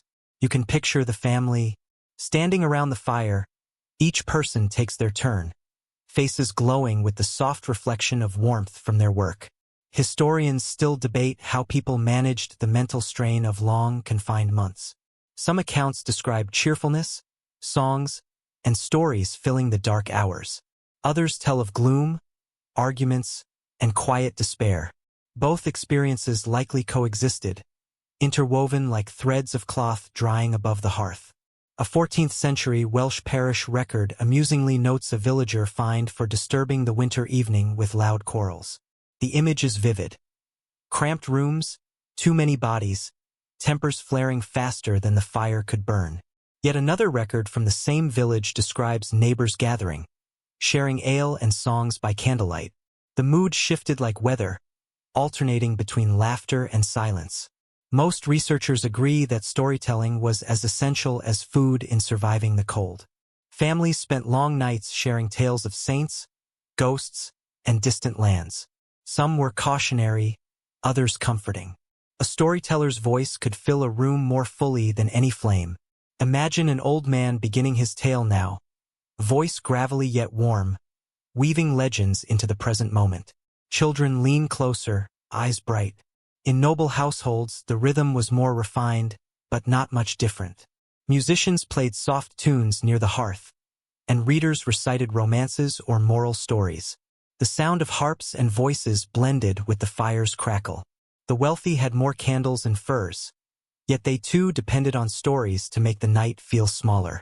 A 15th century account book even lists a boy assigned to read aloud among a noble household servants, quietly narrating while others embroidered, wrote letters, or listened. The human voice offered warmth to all. In monasteries, winter evenings were filled with quiet labor, copying texts, binding pages, preparing ink. One monk's note in a manuscript margin reads, "It is too cold to write. My fingers are stiff as sticks." Yet he continued, line after line, word after word, the act itself a prayer. The scratch of quills echoed through silent halls. You sit quietly now, imagining those sounds. Spinning wheels, distant songs, the low hum of human life resisting stillness. The fire before you burns low, its light pulsing in time with your heartbeat. The room smells of wax, wool, and slow-cooked food. Nothing moves quickly, but everything endures. Outside, frost sparkles on branches like fine dust. Moonlight spreads pale and wide, touching rooftops and roads alike. Inside, time stretches gently. You slip into the rhythm of waiting, quiet work, and slow hope. It is not boredom, but a steady peace, a breath against the endless cold. You look at the face, around you half-lit by fire, and realize what sustained people through centuries of winters. Not just strength, but rhythm. Not grandeur, but patience. The wheel turns, the story continues, and the world, no matter the cold, moves forward. The wind outside has softened, though the chill remains. You rise slowly and approach the window, where dawn paints a thin line of gold on the horizon. The world is still frosted, yet something feels different. The air smells faintly of damp earth rather than pure ice. Beneath the surface, the first signs of spring begin to stir, quiet but real. For people in the Middle Ages, this subtle change brought cautious hope. The hardest part of winter came not at the start, but near its end, when supplies dwindled and strength faded. This period was called the Hunger Gap, the stretch between stored harvests and the first green shoots. Parish records and memorials speak of dwindling grain, spoiled meat, and desperate foraging, yet also of endurance. Families gather, waiting for the first thaw. You sit beside the hearth, now reduced to glowing coals. The room feels lighter, though the routine remains the same. Tending the embers, adding wood, waiting for warmth to slowly spread. A woman nearby hums softly as she tends to her last flowers. The melody is almost like a prayer, a small reassurance that hope persists. A 15th century English village chronicle calls this season the cold of the stomach and the trembling of the bones. People boiled whatever they could find, nettles, leeks, or leftover roots. Yet, it also notes the sudden joy when snow melted to reveal fresh grass. Sheep regained vitality, and farmers whispered that the earth was waking. Imagine that first trickle of meltwater sliding from the roof, the faint dripping marking life's slow return. Archaeological evidence shows storage pits lined with straw, used to preserve food through harsh months. By late winter, these were nearly empty. Dried beans or salted fish might remain, but nothing fresh. Still, communities stretched resources through sharing or bartering. These quiet acts of cooperation carried as much importance as any grand feast. A monastery kitchen log notes careful rationing of beer, 2 cups daily that the brothers may labor still. The drink nourished both body and spirit. Even children sometimes drank weak ale for strength. The familiar taste a reminder of past and future harvests. Historians debate how severe late winter truly was. Some say famine was rare, except during crop failures or war. Others cite tax and tithe records showing hunger was common. Perhaps the truth lies between. Survival was possible but never easy. A Breton priest's diary captures the season's emotional rhythm. The snow fades and the heart grows lighter, though the bowl is not yet full. Even with hunger, seeing the thawing ground inspired belief in the world's turning. In noble households, winter was gentler but still lean. Autumn stores had dwindled, and rich kitchens relied on salted meats, dried fruits, and long-lasting stews. One steward recorded a delivery of green herbs from the south, likely costly imports. Those small leaves must have felt miraculous amid the grayness. Monastery gardens began to stir early. Monks sheltered seedlings under straw or glass, coaxing life from the soil. A Westminster Abbey chronicler wrote, "To see the first sprigs of parsley is to remember that God keeps time. The simplicity of that faith is striking, growth itself seen as proof of grace." Most researchers agree this late stage of winter shaped medieval resilience more than any other. People learned to wait, marking days by change rather than abundance. The first returning birds, the sound of water trickling through frozen ditches, even smoke thinning as wood burned cleaner, all signaled renewal. In parts of rural Germany, a custom involved hanging small ivy wreaths inside homes at the first thaw. Families called it the promise branch, leaving it above the hearth until real leaves appeared outside. Picture the scene. A mother placing the wreath, children watching with tired eyes, the faint scent of sap in the air. You step outside, boots softening in the melting snow. Thick drifts remain, but edges have become slush. The wind carries a gentler sound, a whisper of water moving beneath the ice. The cold still bites, but it feels less harsh, less unending. You glance toward the horizon, where a faint mist rises from the fields. The light strengthens, turning the world from silver to gold. For a moment, you recall past winters. The people who endured them, their hunger, patience, and quiet belief that warmth would return. Inside the cottage, the fire begins to smoke again, blending with the earthy scent of thawing soil. You inhale deeply, sensing both the lingering chill and the promise of spring. The most difficult part is nearly behind you. The earth is turning once more, and with it, the spirits of all who have endured the long winter. Frost now clings only to scattered shaded fields, remnants of the season's end. Mornings still sting, but the sunlight is softer, golden rather than gray. The air carries a familiar fragrance, wet soil, wood smoke, and the faint sweetness of thawing grass. Stepping outside, you hear birdsong for the first time in months. Their melodies feel delicate, hesitant, as if the world is relearning to speak. In the Middle Ages, this shift marked more than a change in weather. It was a spiritual moment, a turning point approached with both gratitude and caution. Warmth was celebrated, but people understood it brought risk. Spring storms could bring mud, sickness, and flooding, yet they also promised life. Village records describe both joy and renewed labor. The spade is lifted, and the frost forgets its name. One farmer noted, his breathless work reflecting the revival of Sunday life. In surviving homes, the air felt lighter. Blankets were aired, straw replaced, and windows opened to welcome what was called the good wind. The first warmth carried the sense of smoke, sweat, and renewal. A woman shakes bedding outside, the fabric snapping in the breeze. The cold has not disappeared, but its power has diminished. Parish calendars indicate these weeks were devoted to ritual cleaning. Ashes swept from hearths, floors scrubbed, walls wiped, to drive out lingering damp. This was both a practical and spiritual practice, marking the end of hardship.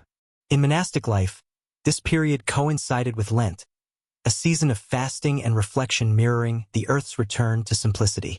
For peasants and nobles alike, it felt as though both body and land were awakening together. A curious 15th-century English household guide advises opening all windows on the first warm day, letting air rush through the house so the spirits of cold may flee. You imagine wind streaming through narrow halls, curtains fluttering, and the deep breath that followed.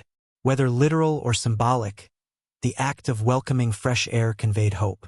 Historians debate how quickly people shifted from winter habits to spring routines.